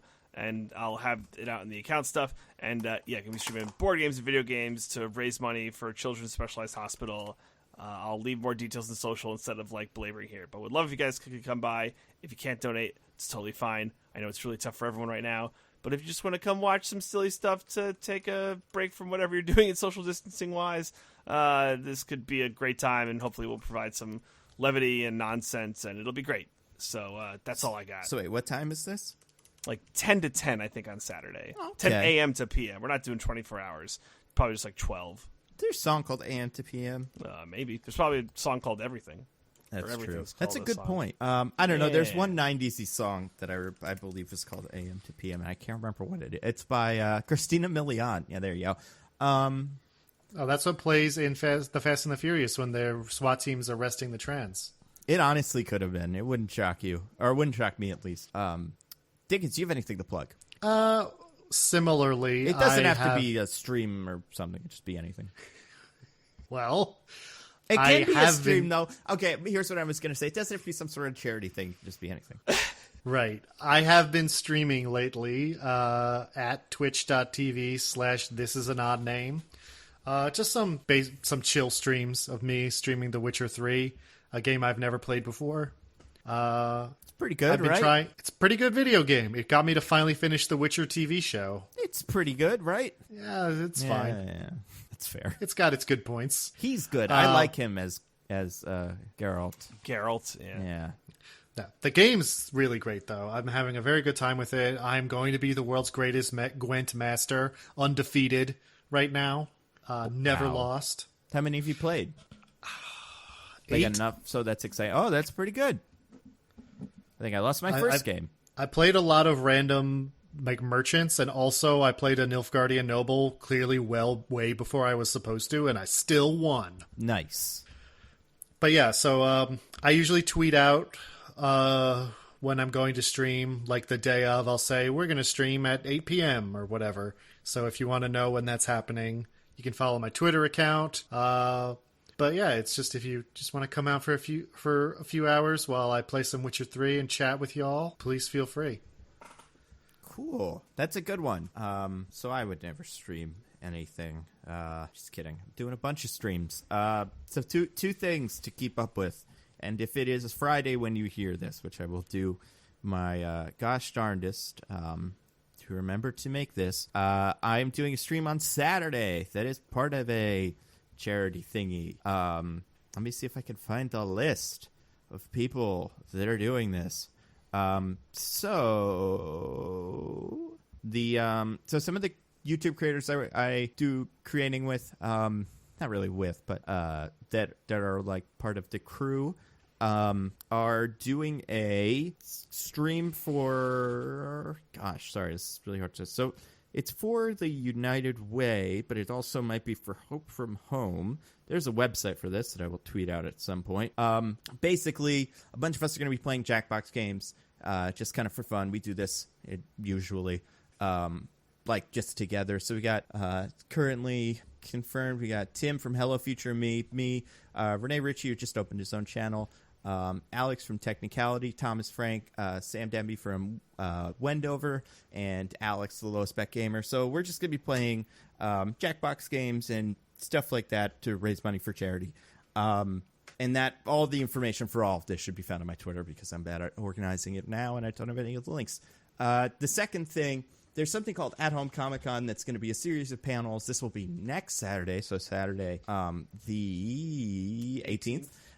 And that will be just a bunch of YouTubers getting together and doing like things like panels that would be at a Comic-Con, but it's something you stream at your own house. So like I believe the one I'm doing, we're calling it we were torn between Get Pitch or Die Trying or Get Pitch Quick Scheme, and I'm pretty sure it's Get Pitch Quick Scheme.